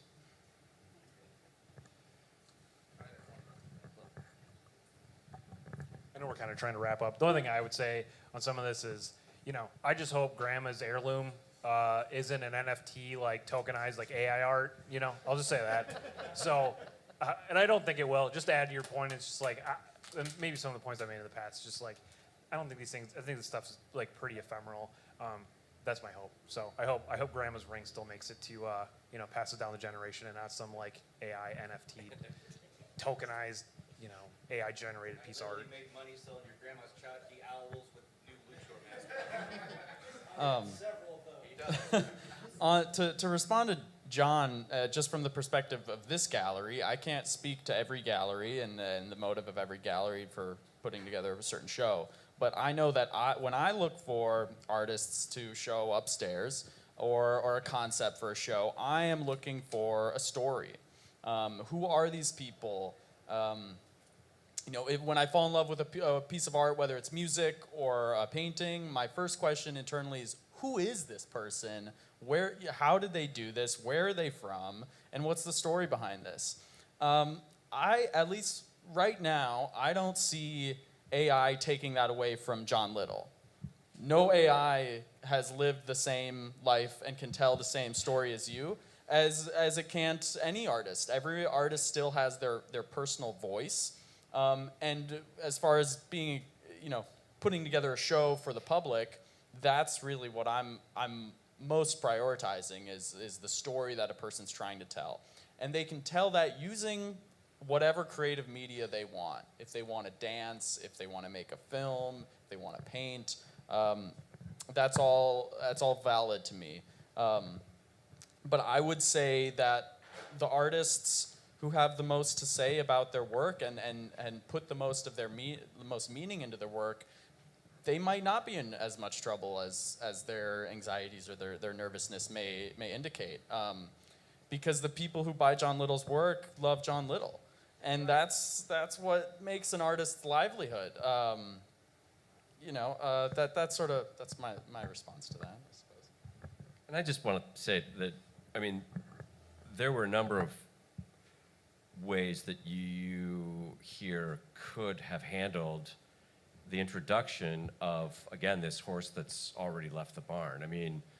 You could have sort of dodged the question altogether, put it up, and walked away. I appreciate the chance. I learned a ton.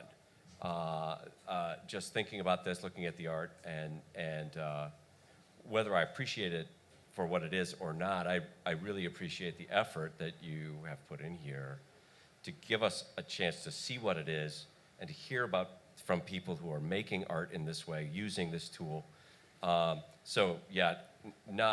Clearly not perfect and clearly not an easy thing for you to have done, but I appreciate the combination of the show and this chance to talk about it. Thank you. I think just a point of order question.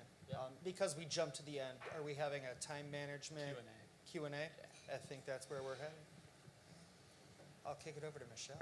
Perfect. Does anyone in the audience have any questions for any of the panelists, specifically or in general? If you do, please arrive here. Right here.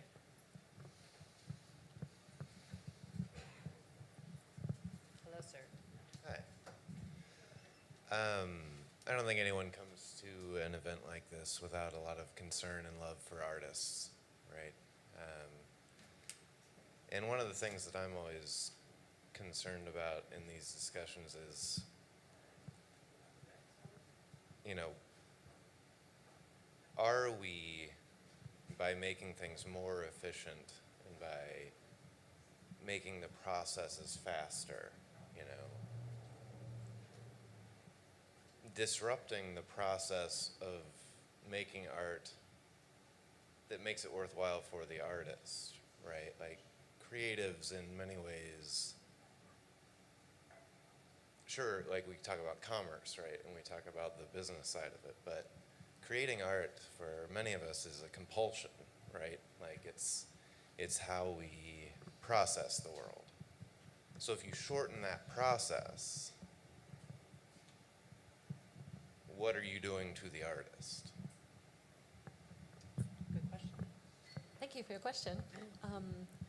So as an artist, as a painter, as well as someone who uses AI art, when I create my paintings, as I say, they take months. But that process of actually creating the art, using paint, that to me is like a therapy.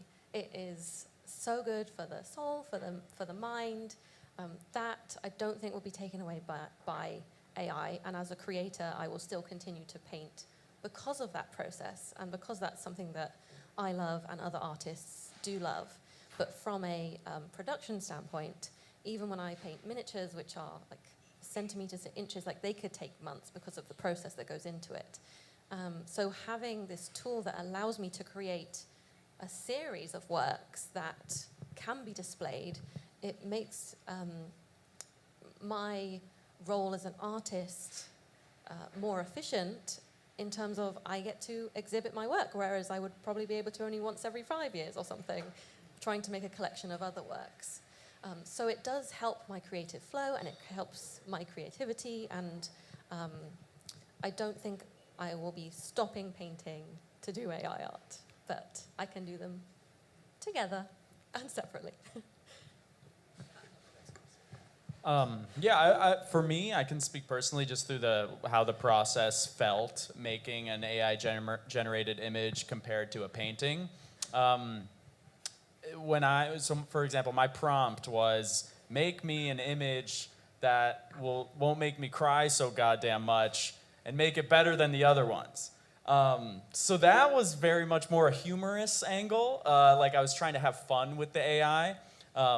So that was a slightly different kind of therapy, whereas if I'm doing a painting that's going to take a month, this is a long, drawn-out process that is much more therapeutically engaging. So I still think there is some value to the process of generating an AI image, but it's not comparable to something where you really pour your heart and soul into the process. I think to comment on maybe like the process and how long things take, if you try to use that tool upstairs and you type in just a random, pretty lightly descripted prompt, you'll figure out you don't get what you're kind of thinking. You have to work for it a little bit. And I think there probably is I think there's a role that's starting to be a part of our society, which is a prompt engineer. And a prompt engineer is someone who can get back an expectation, the expectation that they get back is closer to what was like typed in, I guess, in this case. So I think that there is some romance and some work that you have as a prompt engineer to produce this thing that you ideally want. So I think that still is a process. I still think that the people who can do the best prompting are going to get paid the most money. So as an artist maybe who's creating work that's beautiful, intricate, well done, well crafted, and it has a high level of concept, there might be some sort of like relationship to someone who becomes a prompt engineer and create these maybe images or whatever they are back that have a high expectation of what someone was, trying to get based on what they were able to type in.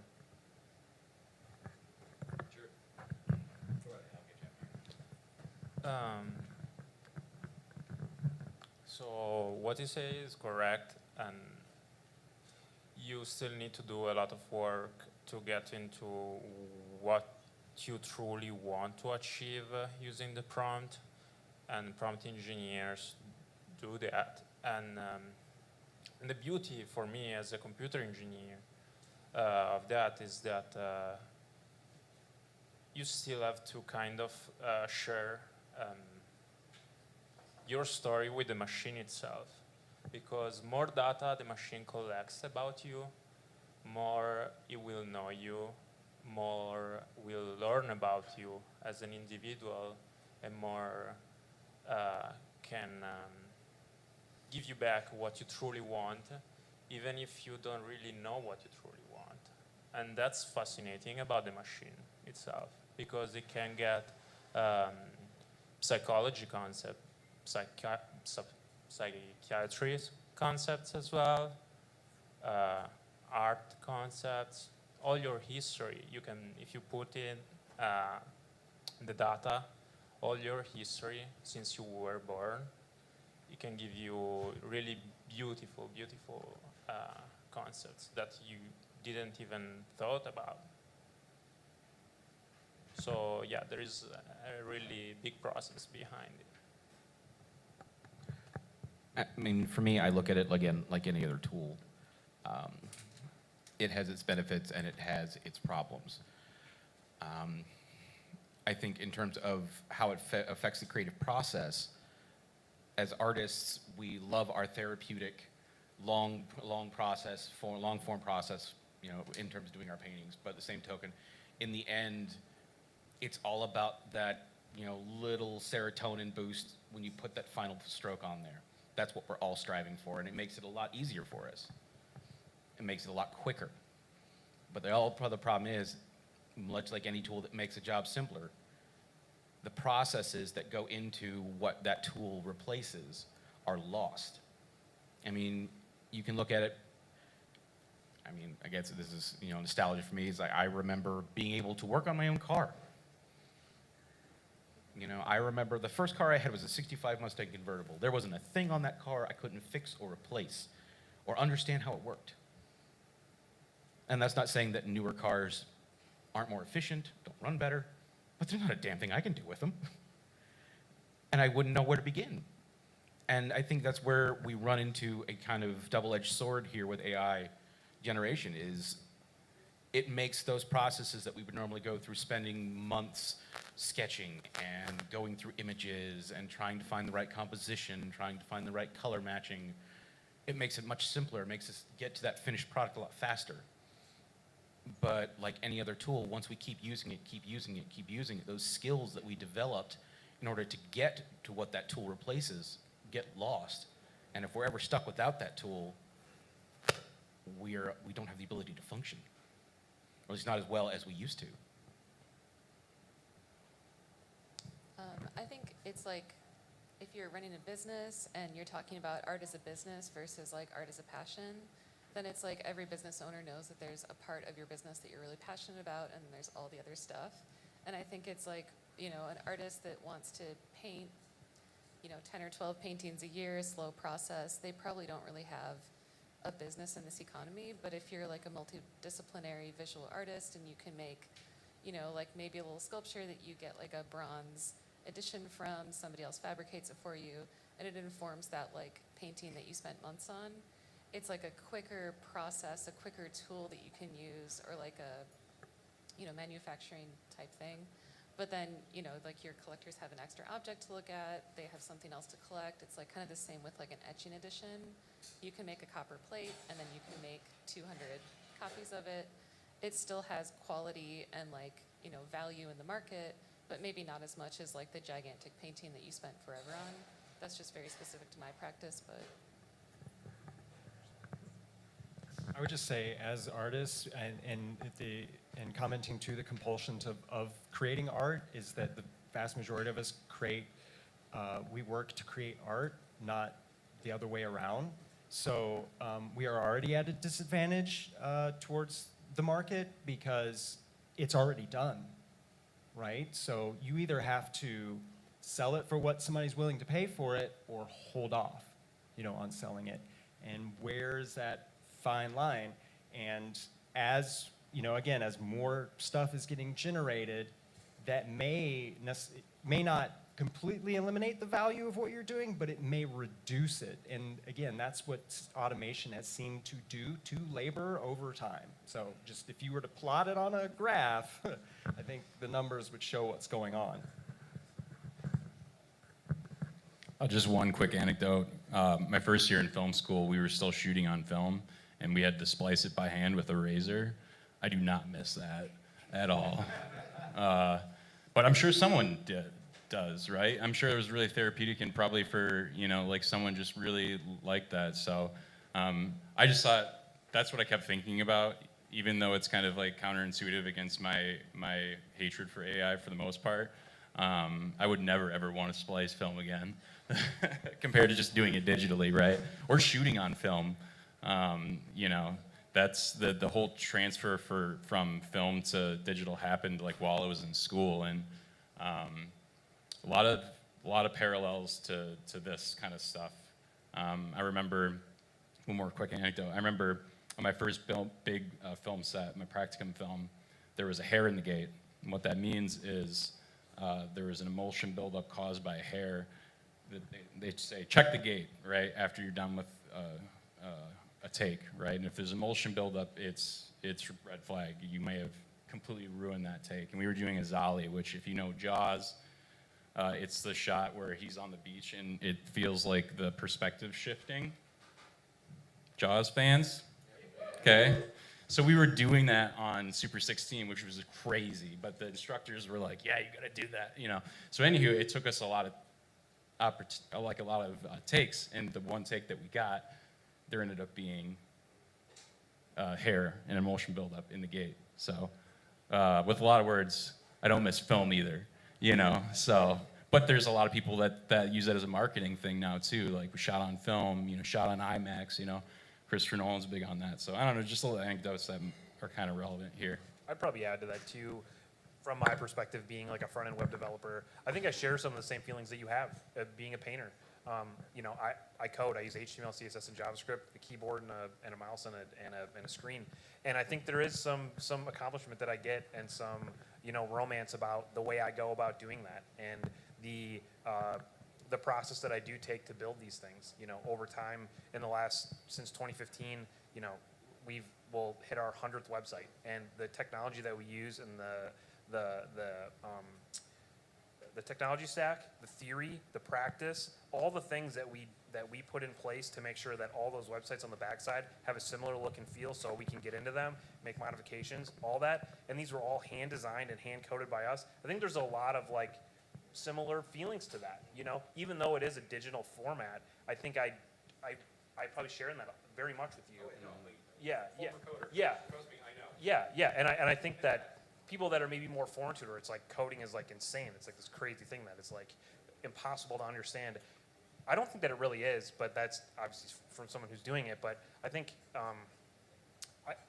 I would welcome anybody to just maybe try and understand it a little bit. I think it is probably something, especially if you're, I don't know.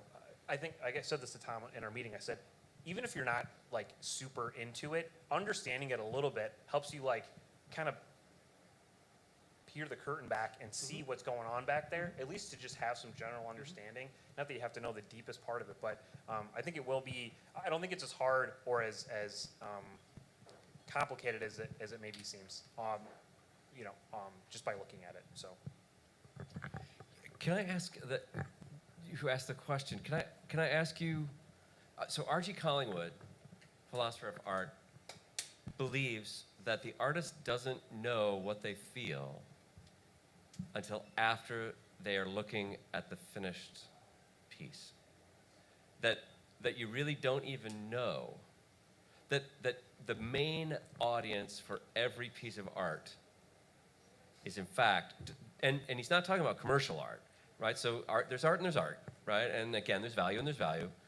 But Collingwood believes that the principal audience for your art is yourself. Do you feel that that's true?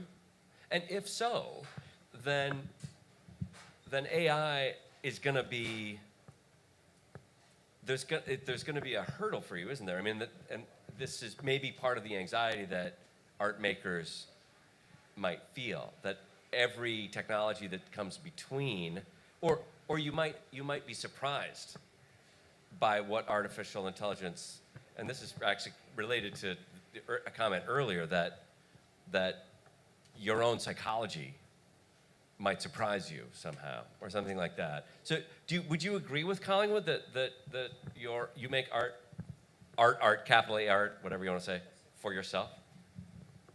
So I don't know that I agree with that exactly. I don't think the product is the point for me as an artist. The process is the point. It's for sure.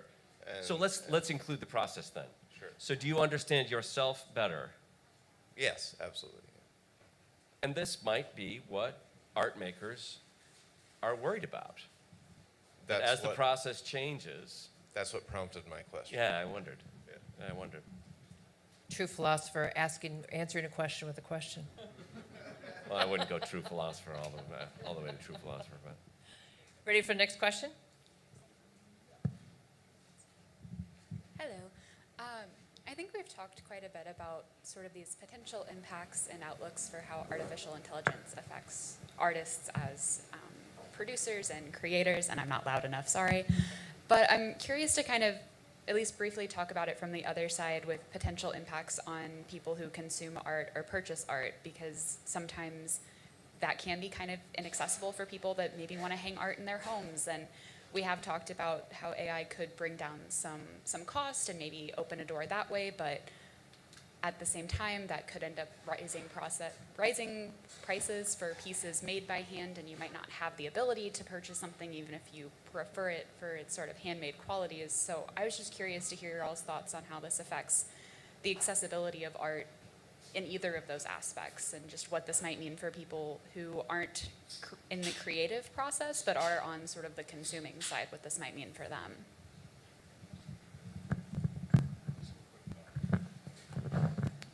I think it's devaluing digital assets, goods, and probably bringing the value up on physical goods. That's probably what's going to happen from it, because there's just going to be so much content, you know, like it's telling you about Jay. There's like an AI on Twitch that's a never-ending episode. It's animated, obviously, of Seinfeld.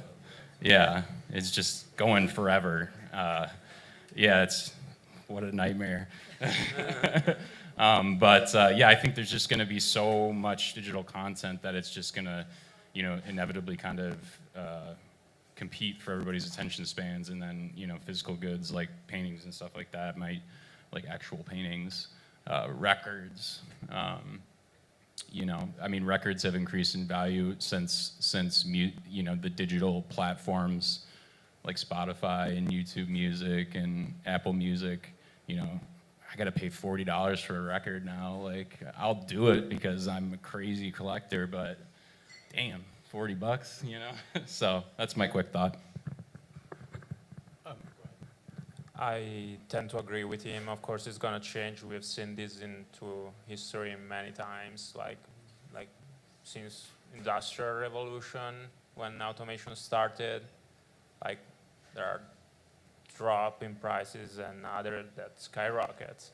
Like hand-produced products will reach higher costs, of course, and probably the niche is gonna get smaller because of the cost of the products themselves. It's kind of sad, yes.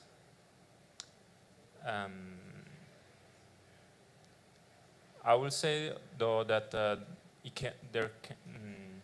there might be a new opportunity, and because we don't know yet how it's gonna evolve for sure. But I believe that there is an evolution also in humanity, especially with the new generations. They're becoming more and more creative, like especially in the last 100 years, I would say. Like, it's crazy how much we improved as a humanity. And I think that the new generation will figure out a way to like bring value even into AI arts.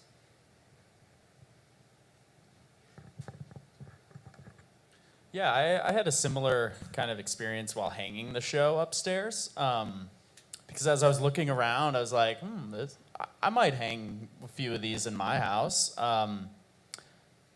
That's almost more, as an experience as a buyer, that's almost more like looking on Amazon to find a cool poster or a cool tapestry. There's much less meaning involved with it. So it maybe really separates what your intentions are as a buyer. Do you want something that has this human story attached to it from an artist? Then you maybe go to a craft fair, or go to other places where real art can be purchased. But there is this question of, well, I don't know, how much would you pay for an AI thing if you really liked it? $10, $15, maybe. Yeah, I think it just separates the intention for the buyer. What sort of experience you're looking for? I'd like to mention when we talk about the digital media environment and a lot of digitally reproduced art, we're talking about the environment in which it occurs in, which is the digital version, which much of it has gates on it. The content that you're receiving is already being mediated by, like say YouTube. You go on there, it's already making an algorithm that's saying, okay, you like this content, you don't like this content, I'm gonna show you this, I'm not gonna show you that. But there's also deeper stuff that when things are, again, commodified, what's gonna be put in front of you, and the marketplace is a good analogy because in the digital environment, I don't get to necessarily see everything, right? It's mediated for me. But when I go to, say, Farmers Market or Dubuque Fest to look at artists or craft show, to look at their art, it's there and I get to see all of it. I get to make the decision for myself. I don't have something mediating for me. I don't want to say too much because I am someone who wants to sell their AI art, so I don't want to influence the conversation, but I will be selling my art as prints rather than original works. So I want them to be more accessible to the consumer, and I'm hoping that they do have that value and weight to the consumer as an original work, and I'm planning on printing them on sheets of metal, so they do have some interest and formality to the printing, but in my eyes and how I will be marketing them is as prints rather than original works, but hoping they'll have some more interest than a print, and they're all limited edition. But yeah, again, I don't want to plug this. So. I was going to bring up Sarah again. It's just like, it's allowing someone to buy something at a lower price and to produce it at a lower price, ultimately allowing maybe a collection over time to happen. So as you get older and you make more money, hopefully you can go back to this artist and buy something that's worth more to you and worth more to them. So I hope that AI art produces more art buying. And if it does, I think you'll probably see more artists probably trying to try their hand at it and produce something so they can make a living. That would be, maybe it takes away from their practice, but maybe it does make them become multidisciplinary and allows them to make a living. I mean, as somebody who is a multidisciplinary artist, again, to say I haven't had to dip my own toe in the print market is ridiculous. I mean, that's how we make our money. That is literally, as a traditional artist, I'm lucky to do 15, 20 paintings a year. That's not sustainable. So my money comes from selling prints of it and making my art accessible to people and hoping that eventually somebody who sees my work is willing to buy the original, but ultimately the prints are where the money is made. That's the commodification of the work. And the dilemma with trying to compete with AI artists is you're able to churn out 10 times more work than me in a fraction of the time. So why the fuck am I still doing it? Because your voice completely speaks over mine in terms of the digital market and the world itself right now. The more you're able to churn in there, the more that chokes me off and I can't speak because I can't keep up unless I'm willing to switch over to your aspect and switch over to AI art. And that's not to say, again, your art isn't of value and your art isn't beautiful, but again, that's kind of where most traditional artists are at with that, is the fact that we can't keep up, and we know we can't keep up. And, you know, we have to try and somehow find a middle ground with AI artists so we can both survive, because otherwise we're going to get choked off because there is no way for us to survive in that market. Yeah, and as a comment, like a rebuttal, I specifically wanted to venture into this because of the potential of it, because as an artist, my process is very slow, and you know, I've got 2 children, and you know, I want to make something of this for them, and I can't just sit at home and paint something that takes months and then I might sell a couple prints. Like, it's not sustainable, and I did want to make something of this from an economical standpoint, and that is very true. That's why I ventured into this. But it isn't, for me, it isn't just an easy churning out process. I am able to make these works a lot quicker than if I was going to paint them, but there is a drawn-out process behind them. There is an artistic idea. I do have to work on the composition, what I want it to look like, and it does take a long time for the AI to come up with the amalgamation that I'm envisioning, because there are so many mistakes in AI, as you mentioned. And there are, even in some work upstairs, you'll be able to see there's extra fingers on hands, but I decided to keep them in because it is an ident of where AI is at the moment. So I didn't want to edit that out. But yeah, it's far from churning, and there's a process to it, and then there's like the education behind it, and then there is a post-process that I go through to finalize these works. So yeah, churning probably isn't the right term, but I can see how that is a worry for artists, and being an artist myself, then competing with that, it is really hard. And that's why I ventured into it, so you're very right. Just a quick defense on prints, you guys. Like, not everybody can afford original art right now. Like, I grew up in a house, like my parents owned a steakhouse, and the art on our walls was the art from the steakhouse that had gotten too old to be in the steakhouse. And then, like, my mom collected home interiors, like the little girls and the kind of Thomas Kincaid stuff. She really liked Arthur Rackham. We had a lot of, like, illustrated books, like, for kids, but had children's illustrations. And I think I grew up with a really healthy visual vocabulary. I think that I do consider AI art to be art, so more art is never a problem. And I think I would just be really careful to say, like, if you don't have original art in your house, you're not a collector, and you don't care about art, and you don't prioritize it. It's just people have a lot of different scenarios going on. So, Thank you. Next question. Yeah, this is regarding, you described AI art as lacking soul, serotonin, and emotion. Was there any of that produced? I know you went on to describe that the more the AI got to know you, you feel like you were more involved with the art. Was there anything, when you guys were creating these pieces using AI, that you saw as something that was responsive to your emotion, or something that you felt you could communicate your emotion or your soul, your feeling through? I'll be the first to answer on this one. I don't actually have any work in this show. I was just invited on the panel because I'm a local artist. But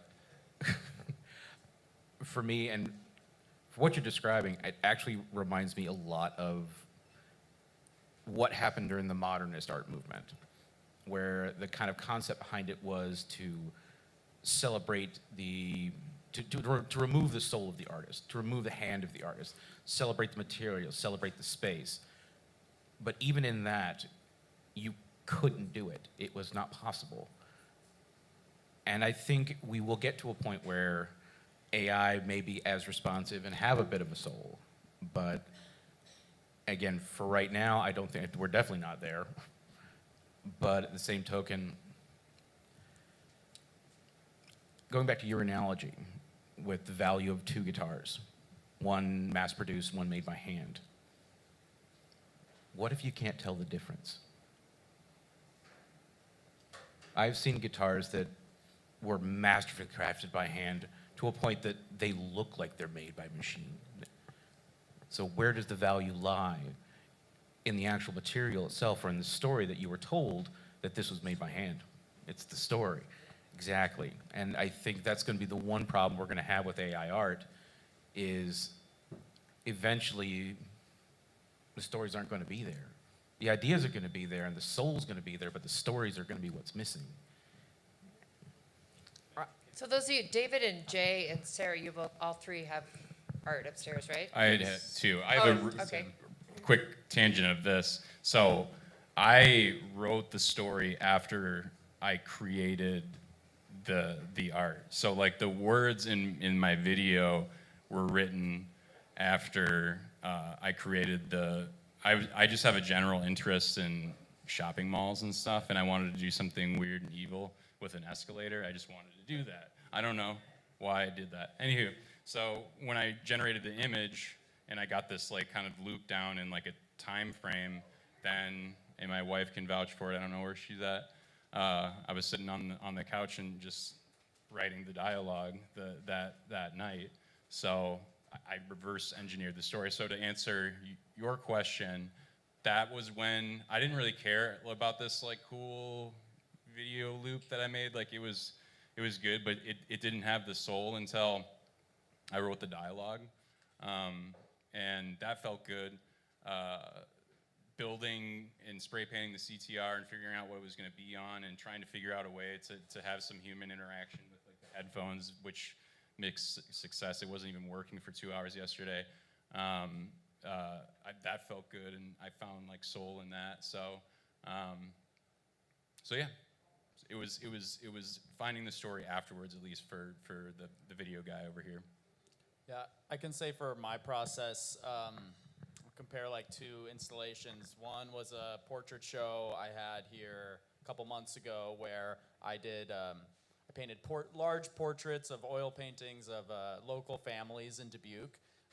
For me, that was very soulful, very like heavy emotional experience, putting the work into that show, hanging it, etc. And that's typically what I associate a lot of paintings with. The emotional experience of generating these AI images was much more silly. It was much more ironic, where I was just trying to kind of screw with the AI to see, ask it, very human questions that it no way would have any sort of ability to, understand or fix. So it was humorous. It was fun, which is still an emotional, engaging response. But it involves me laughing at the screen after it generates my AI image. So it's just different. It's a different experience for me. From creating my AI art, I definitely did put some of my artistic soul and thoughts into the end product when I was initially experimenting with the software for final products.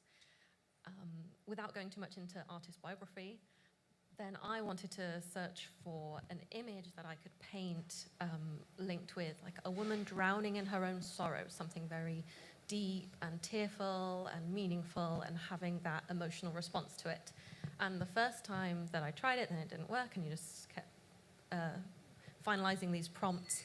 And once it did click, and that first image that came up, and it was like, okay, wow, it was breathtaking. It did really respond to what I was saying, and it made an image that described that emotional reaction that I wanted from an art piece.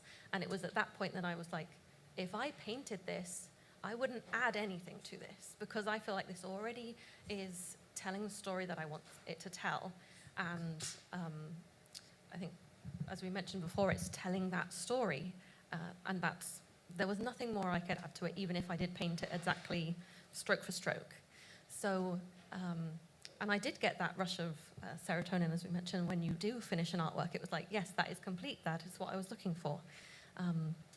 So, yeah, I did see that as a finished, created product. And going forward from that, there is a story behind my artworks, which we can, I don't know, it might come up a bit later, or should I share it now? Or? Okay. Well, from that first initial creation of, yeah, I feel like this is an artwork, then it was, as I say, this woman drowning in her sorrows, and then I pushed that forward and went through to get like a series of images of these women drowning in sorrows, and it links to Ophelia from Shakespeare, and Millais, a pre-Raphaelite painter, did this image of Ophelia, which is very famous, and you might recognize it if you saw it. So I was experimenting with this, and then I thought, okay, if I can have a woman drowning in sorrows, could I have a man drowning in sorrows? And then I tried that, and then some of them didn't work, and then some of them were like, yes, that works. This is art. So I continued that process, like, could I have a couple? Could a couple people be doing this? Could I have a male Ophelia and a female Ophelia? And that worked. And when I was specifying couple, then it mostly came up with a man and a woman, and then it came up with a woman and a woman. And I was like, okay, interesting. What does couple mean to AI? And then I thought, if I can specify using these word prompts, not image prompts, I use word to image prompts, exactly what I want it to look like. Could I change her hair color? Could I change? And then it became, I could change their race, which is something that was really important to now the process of my art, because Pre-Raphaelite as a theme is very of the time. It's very Victorian, and in England, the majority of Victorians were white. And so lots of the models were white, and that's just a time in history that it's representing. There are some examples where they have ventured to the Holy Lands, and there are some examples where they have included lots of other ethnicities, but the majority of Pre-Raphaelite art is white. But what if we could take this aesthetic of Pre-Raphaelite art and apply it to male models, which is mainly females, but could we apply it to males? Could we apply it to many different races? So now, using AI, we can have this very, very beautiful aesthetic and represent so many more people using Pre-Raphaelites. So that was the story behind where I've taken my art and my work, and that's really why I've continued doing it, and that's the representation that's being shown using AI. Is that okay? As far as the piece upstairs that I would talk on is the image generator. I got a similar feeling of building it, you know, it doesn't work until it's done. So until the image generates off the prompt, saves to the file server, hits the front side of the website, it goes into a carousel, like those are all similar feelings that I've felt thousands of times over, like accomplishing like something being, you know, broken until it's working, right? What I maybe felt a lot, had more feelings, was watching people use it and seeing people like have fun with it and play with it in the same way that I did with a few images I generated or what Dave did. I thought that was where I maybe had a lot of feelings. It was pretty cool to see completely, you know, people that are completely, you know, maybe it was the first time they've ever heard of this or were curious, to type in cat on a bike and have something come back, or to work through that prompting issue. And I thought that was pretty cool. I thought that made me feel pretty, that made it felt like it was worth it, beyond just the accomplishment of producing the thing. It felt good to have someone use it and feel something from it. A question? Oh, go ahead, sorry, that's us. I would say after all their comments and experience with AI art and art itself, and what the professors say before about who's gonna be the target for this piece of art, and is yourself at the end, to understand what are you painting, like the emotions behind it. And I just discovered actually that there is this thing called art therapy, and I thought it was pretty cool. So, and now after listening to them and their feelings and the process behind it, and I was thinking also about all the communication that there is under it, like under, because at the end the artist, while he's working, he communicates with himself, like is in his brain is like, okay, what I'm trying to represent, what I'm feeling, what I want to show, what I want to communicate.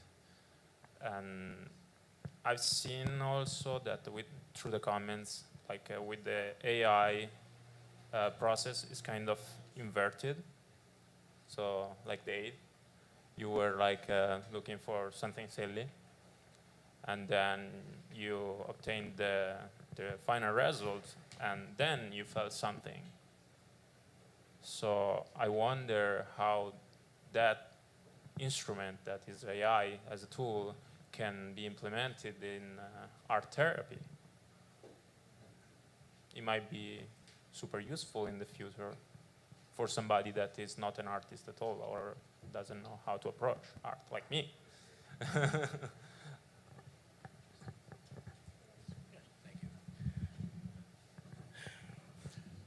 So the word prompt engineer was thrown out earlier. Could you explain to me what a prompt engineer is? I think the guy in the gray suit. Go ahead. Yeah, You know, go ahead. I'll let him respond to you. Yeah. A prompt engineer is someone, so like go upstairs and type in something, right? You're typing in a prompt. What that is doing upstairs is it's taking text and generating an image, right? So you're writing a prompt, sending it up, and it's responding back with an image, right? Prompt engineers are people that are gonna, way I explain it is like, let's say you're like a creative director in a design shop, okay? You have to talk to different designers different ways. Someone you can be more direct, you can be a little soft, you can talk in different ways. You have to get them to respond in a way that you're ideally expecting them to respond. A prompt engineer is going to do the same exact thing with AI. They have to understand it deeply to understand how to talk to it properly to get exactly what they want. So the people that are really good at communicating with AI are going to make all the money because when someone says, I need this, and they can produce it, the expectation and the ideal is like matched. So that's what a prompt engineer is. I would let you respond to that because maybe you have more information or maybe more to it. Well, you described it really well. It's kind of what we already have been using with Google like a lot. Basically, it's just matching what are your needs. So as he was saying, the engineer who will work better with these are the engineers that have really good communication skills, has really big empathy sense with people, so they can understand their needs. Even I would say even psychologists can truly become prompt engineers in that sense with AI art. What's stopping someone from writing an AI prompt engineer, like, you know, I mean, like, seriously, yeah, that where there's like a program that just because the program already knows exactly how this AI works deeply, and it's just shooting out prompts like Chat GPT, right? I mean, that's possible, yeah? I tried that and it was awful. So Okay. it's like, I felt like when the human was like influencing it the most, it was like really, it was better, you know? I would say there's probably non-traditional people that like creative writers or psychologists or all these people that probably don't realize it. It's like, you're probably the best prompt writers. I'm a terrible prompt writer. Like if you're really creative and I would say if you're interested, go look it up. There's actually, OpenAI has courses that will tell you like how to do this stuff. It'll help you understand it better and like, I don't know. I think this thing's designed by humans too. Let's not forget that. Like this is still a human-made tool. You know, this is like not an alien that came down from like the moon and was like, "What's up?" You know, it's like we made this stuff. So it's like designed and built by human beings. So, and I think it's heavily informed by human beings, and it probably always will be. And the value that it will produce will be based on our intentions about informing it. Maybe it will become sentient or something, but I guess it came from us, so we bore it, you know, we bore this thing, so I don't know. I would like to use the analogy of the genie in the bottle, where you can ask for something or a wish, right? And usually there's stories about it where you really have to think about what it is that you're wishing for, right? Because The Wishmaster. yeah, right. So it's very similar to that, right? So you have to be very careful about what you're going to ask the genie because you never know what you're going to get out of it. Luckily, it doesn't have any real impact on our lives so that you can ask it several times and do very many iterations until you get what you want. But it is that was my experience with like the first time I started interacting with it, that I actually sat down first and wrote out prompts in my notepad, right, to figure out what it is I want to do, and then started running those before I even just started entering them into the field for the prompt. So we've been discussing this concept of a prompt engineer. And I actually want everyone to think about this. Where do we draw the line between what a prompt engineer is and what an artist is? And I think that's where, again, where we're all scared. Because, I mean, even you have a background in traditional art. At what point in time, does somebody who has no background, hasn't put in the time, hasn't put in the energy to learn the skills that you've learned, to learn the processes you've learned, or any AI artist, that just picks it up and becomes a wonderful prompt engineer. They study the programs, they study the algorithms, they figure out how to talk to it and how to make it work. Are they artists or are they just prompt engineers? Where do we draw the line? I can respond to that. Here's a good example of where, like that thing upstairs is like, you're just like dumping words into it, like into OpenAI's like DALL-E, right? Midjourney is a great example of like added context to the prompt that's already been produced, right? So you're gonna get a look and a feel from Midjourney, right? It's gonna look like Midjourney stuff. It's gonna taste like a Pizza Hut pizza, So you could be a prompt engineer, you could be self-referential. You could take all your artwork, go put it in a database, that's probably where it'll go. You could take all your artwork and just start writing prompts and start generating art against yourself, right? But again, where do we draw that line? Where is that line drawn? You're not explaining, you're not even answering the question. Where do we draw the line between what is a prompt engineer and what is an artist? Yeah. But this is a question this is a question that has occurred over and over in the history of art, right? So I mean, so when Duchamp shows up with a urinal and turns it 90 degrees, Duchamp claims that it's the choosing that makes the artist. So what you're really talking about, and what I think is going on in the background, is the separation of craft from, right? And I think that's a legitimate question, but it's a question that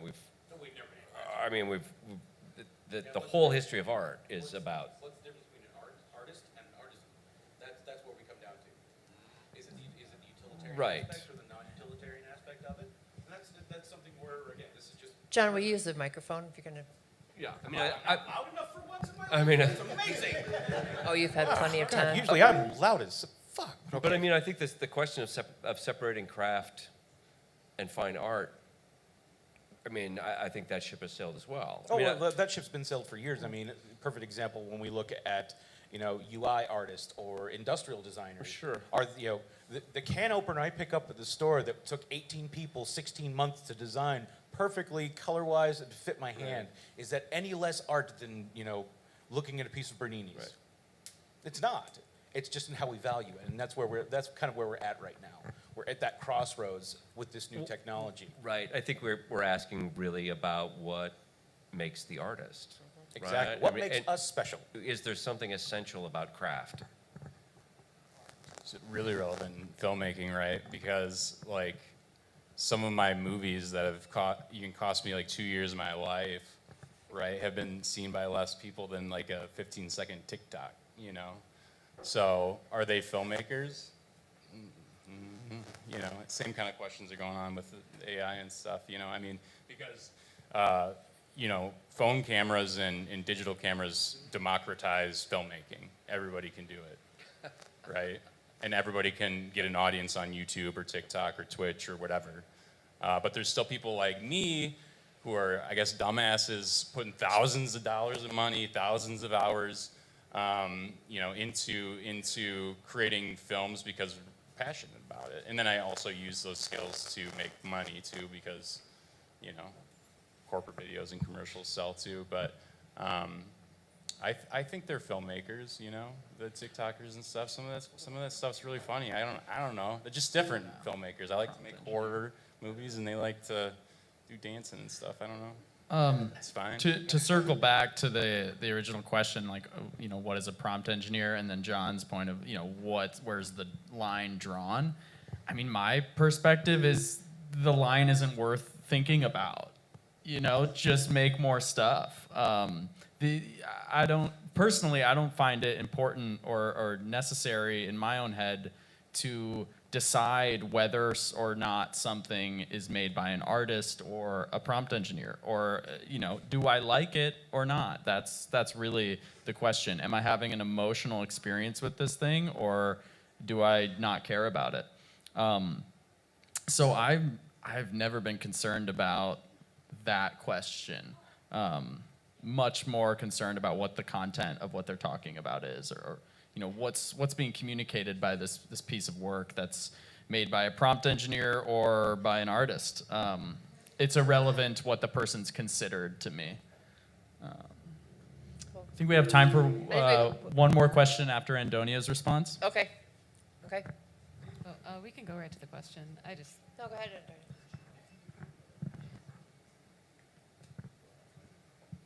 So I'm thinking a lot about what John was saying about community galleries and what kind of work is often shown in community galleries versus nonprofits. And so my question is directed to David, and what is the Dubuque Area Arts Collective's mission statement?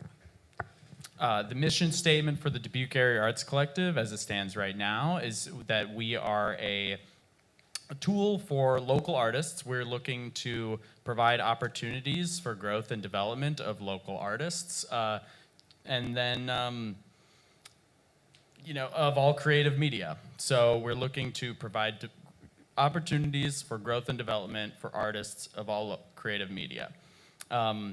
So what we found here is a number of local artists like Sarah, who are new to our community. They've only been here 4 years, and even more new to the Dubuque art scene, who would have otherwise not known we have existed if not for the controversies surrounding this show. So yeah, that is the mission of what we're doing here. That covers a lot of things as far as creative media. We also, as a gallery, want to be relevant in the conversations that are happening during this time. I would find it difficult to find a more relevant topic in art right now than artificial intelligence.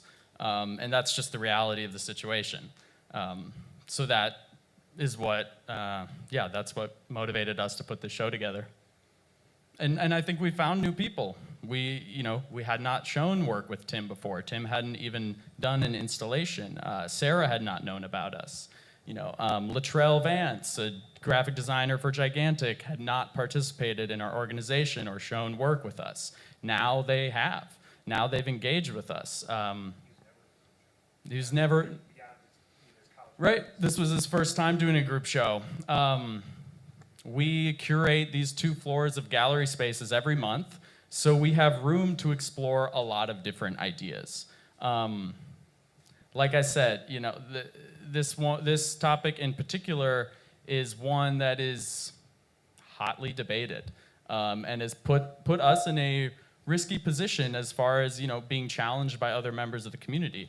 But I think we'll all hold our ground on what motivated us to put this show together. And to any sort of criticisms, I would point you to the direction of these local artists that have come up into our view because of this show. Not yet. Yeah. How many local artists are in the show, and how many artists in total are in the show, and how many of them are named? Well, if you go upstairs, there are a number of placards next to each installation. I believe the number was 14 total. These are all people that live either within Dubuque or in Iowa City or Davenport or Waterloo. But yeah, they are all, or Ryan Hooks right here, they are all local to the Dubuque area and the surrounding communities, and there are about 14 of them. And you can find their names up there. There are 1 or 2 that would have preferred to remain anonymous, where they just put their company's name on the placard instead of their own, which I also think is a fairly valid form of a way to display your work. Yeah, I don't see anything wrong with that. Yeah, I used my name as DaveBot3000. So yeah, that's what I would say. They are all local artists. Many of them are here. I would invite you to talk to them and ask them about where they live and what sort of art they do. So yeah, I've got no stress about that. Yeah. I mean, I think the outrage probably came from people not knowing what you guys are trying to do. right? Because it's pretty clear that it's just a discussion. Like, I mean, clearly you can crap on AI in the AI gallery, and that's totally fine. Like with, you know, that's a valid reaction, and that's also what you guys are going for, beyond people loving this stuff. Like it's I don't know if you can come down here or watch this whole thing and still like get the vibe that it was from anybody that it was a bad move, because it's just not what it was about. Like, yeah, so I think it was just like a misinformation like issue, you know, for all the outrage. And outrage is good, you know, like I wish Christians would have protested death to metal. It would have got more views that way, you know. Death to metal. Just to add to that too, it's just like, I think it's important to be challenged. I think it's important to go see art that you don't like, or like, I think it's totally okay to see something that you don't like. It challenges your sensibilities. It makes you think about who you are as a person and what you like and don't like. And maybe you are surprised, or maybe and you like it, or it emboldens your position. So I think it was a pretty brave act and important thing to talk about. And as an artist and a front-end developer, I appreciated the opportunity that you gave me, I'm sure. And I know there's a lot of new people that walk through the gallery. I think there's a lot of new faces, right? Yeah. Yeah, I think there was an initial perhaps misconception when you hear of AI art, that you think that the art is being created by the AI and that it is solely for the benefit of the AI, and there isn't a prompt engineer or an artist behind that AI that is also benefiting and creating the artwork. For example, we've had all these named and some unnamed artists here who are locals, and they are engaging in a creative process and creating this art. It's not this like horror vision of a robot somewhere just churning out art, but we are local people who are engaging in an artistic process, and it's not just benefiting this unknown whatever idea you have as AI, but it is benefiting the local community. Yep. Again, I would tie that off with referencing the amount of new people that had come into to experience our gallery, or at least show work in our gallery or participate in our organization because of this, that would have otherwise not have known about us, or not, you know. It did broaden the community of what we're doing here, and I know that can be difficult when looking at the discourse that was happening online regarding this. We had artists who said things as if, you know, this show is an affront to every artist out there. We heard that this show, or the decision to do this show, killed their motivation to participate in our organization.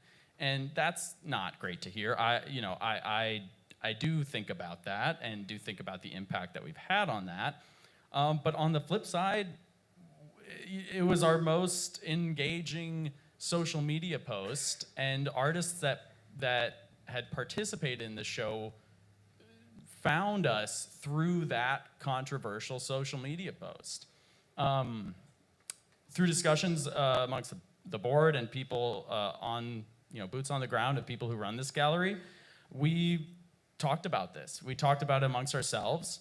And you know, we are holding strong our motivations to put this show on. They're local artists. There's 14 of them. Their names are upstairs. And we have created this opportunity for them. And that's the mission statement of the Dubuque Area Arts Collective. That's all we're really trying to do. And I would invite you all back next month to see how we do it again. So you farmed for clicks to get people in instead of reaching out to them? That is one way of looking at it. For anybody that didn't hear it, he said we farmed for clicks. I would say what we did was, upon the announcement of this show, there was a number of artists who commented on our Instagram posts and social media posts about, you know, how disgusted they were with our decision to put this show on. After seeing that, we thought it a worthwhile move to get ahead of that narrative, to put out a press release to say that we are still going to do this show despite people asking us to not do the show. And that is what blew up. The press release that the press release where we decided to say that we are still doing this show far exceeded the engagement and response that our actual announcement to do the show had. You know, that's up to the people on social media at that point. We can put out our piece, we can say what motivates us and you know, how we are not going to, you know, succumb to these cries of like, you have to shut this down. And if that is what drove the traffic, then that's what drove the traffic. Yeah, and there was community aspect. Everyone here on this panel and upstairs lives in Dubuque or in the neighboring communities, and we're the Dubuque Area Arts Collective. So despite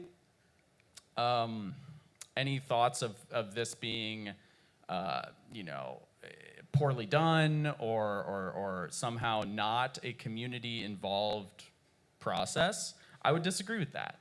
Because, like I said, these are local individuals that have put purpose, time, and intent into their work, and we are showing it in our gallery.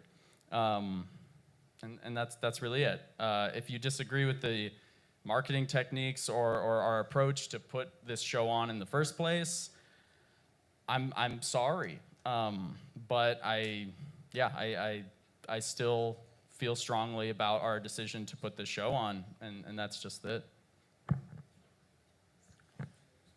Sorry, just a little note on the marketing decision. Anyway, even if it's labeled as a farming clique, like, you know, in social media, which sounds as a kind of negative connotation attached to it, I would say that because of the evolution of humanity and technology, that's how we changed it. And these marketing theories and methodology now are being taught even in university. I have my master's degree in management and communication, and that's also what has been taught to me in my master. So there is not negative or positive to it. It's just what it is right now. This is just a new way of marketing. Yeah, something to add. As someone who comes from a background of knowledge in museums and gallery practices, masters in curating, for a gallery to be putting on an exhibition every month with multiple artists is an amazing feat. So for them to have perhaps 1 month where you don't really necessarily agree with what's being put up, then that's fine. You can skip a month and then there'll be something new next month. And it's not usual gallery practices to have something on so often, and for something to have multiple artists and multiple local artists represented so many times each year. So it's only a very small percentage that people might have a very negative disagreement to, and that hopefully doesn't mean that people will turn their back on the whole collective for the 1 month that there might be a little bit of backlash, hopefully. Well, and I'd just like to say, so if I might jump in here, I know I'm on the panel, but as a board member of the Dubuque Area Arts Collective and as grant writer, any of the grants we have gotten, it's not like hundreds of thousands of dollars, right? We get like these small grants, and the beneficiaries of our grant writing efforts are youth in the community. So we are taking kids from middle school and high school and putting them into arts and music programs. So it's not like we are like raising thousands and thousands of dollars for our own pockets. Like, that's not any money that we have. It goes back out to the community. And I was part of the dissent on that post, right, before I understood what they were doing. And they did reach out to me. Rick reached out to me, and he's like, do you want to be on the panel, you know? And I was like, oh, shit, like, you know. And then I decided to make a piece that was critical of AI in the AI thing. So I don't think it's accurate to say I didn't reach out to some of the people. I don't know if they reached out to all the people that were on the post. But at least speaking from my point of view, I got the opportunity to flap my mouth, you know, in opposition to some of the concepts around AI. And again, it's not, it was about a conversation. The whole show is about a conversation. It's not about putting AI on a pedestal. And what's bad about a conversation or like getting more informed? Like everybody up here has given me more knowledge, and hopefully, you know, y'all sitting in the audience. I mean, you sat here for 3 hours. Jesus. Yeah, I mean, maybe hopefully you learned something too. You know, so I don't know. I would respond to that by reiterating local artists creating work with purpose in our gallery. And if you want to, if more traditional art is your thing, I would have loved to see you last month at our group show, Who is the Dubuque Area Arts Collective, where we had a number of studio local artists. But, okay, well, even better. Good, yeah, well, that's great. So, you know, I apologize that this show was not for you, or if that's how you have perceived it. But we got a lot more planned. We do one show a month, and we try and do different things every month. So really, that's it. So again, you know, apologies if this, you know, personally insulted anybody in any ways. That was not the intention. Our intention was to discuss AI, bring a panel of interesting people on board, people who are, you know, negatively viewing AI, people who are positively viewing AI, and to just teach a little bit to everybody, because these are real things that are happening in our community and in the world. They're relevant, and that's what's going on in art right now, and we're an art gallery. We got one more question. You got it? Well, first off, I'd like to say thank you all very much for your insights today. I truly appreciate it. As a guy who doesn't know a lot about AI, I'm kind of with Tom on I don't really make art outside of playing a little guitar and singing. But the one question that I actually had, this is a little bit more of a DAC question, is for Dave. Last year alone, how many local artists did you help in total? And then, and not just that, as far as like future engagement with the community, I know you talked about the youth a little bit. Is that something that continues to just keep on going with community in mind? Yeah. Because, you know, you kind of need that. Yeah, so I've, through my experience with the DAC, I have noticed that, or seen the most successful project that we have ever done is the Music Mentorship Project for 8th to 12th grade students, getting them, you know, going from this place where maybe they play guitar on their own or, you know, play an instrument, and now we introduce them to other musicians, other kids doing the same thing, and you know, they go through this program and then form bands amongst themselves, and then end with a big show. So the DAC has not only a long history of supporting local artists and engaging with local artists and youth as well, but we have plans to continue to do that and to rebuild those programs. So I would just sit tight and wait and see and stay tuned.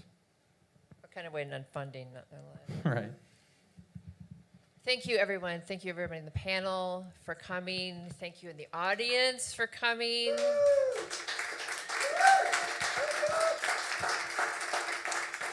I'm sure people will stick around if you have any other side questions you want to ask them. Comedy show on the roof, 10 p.m. tonight. Thanks for coming, guys.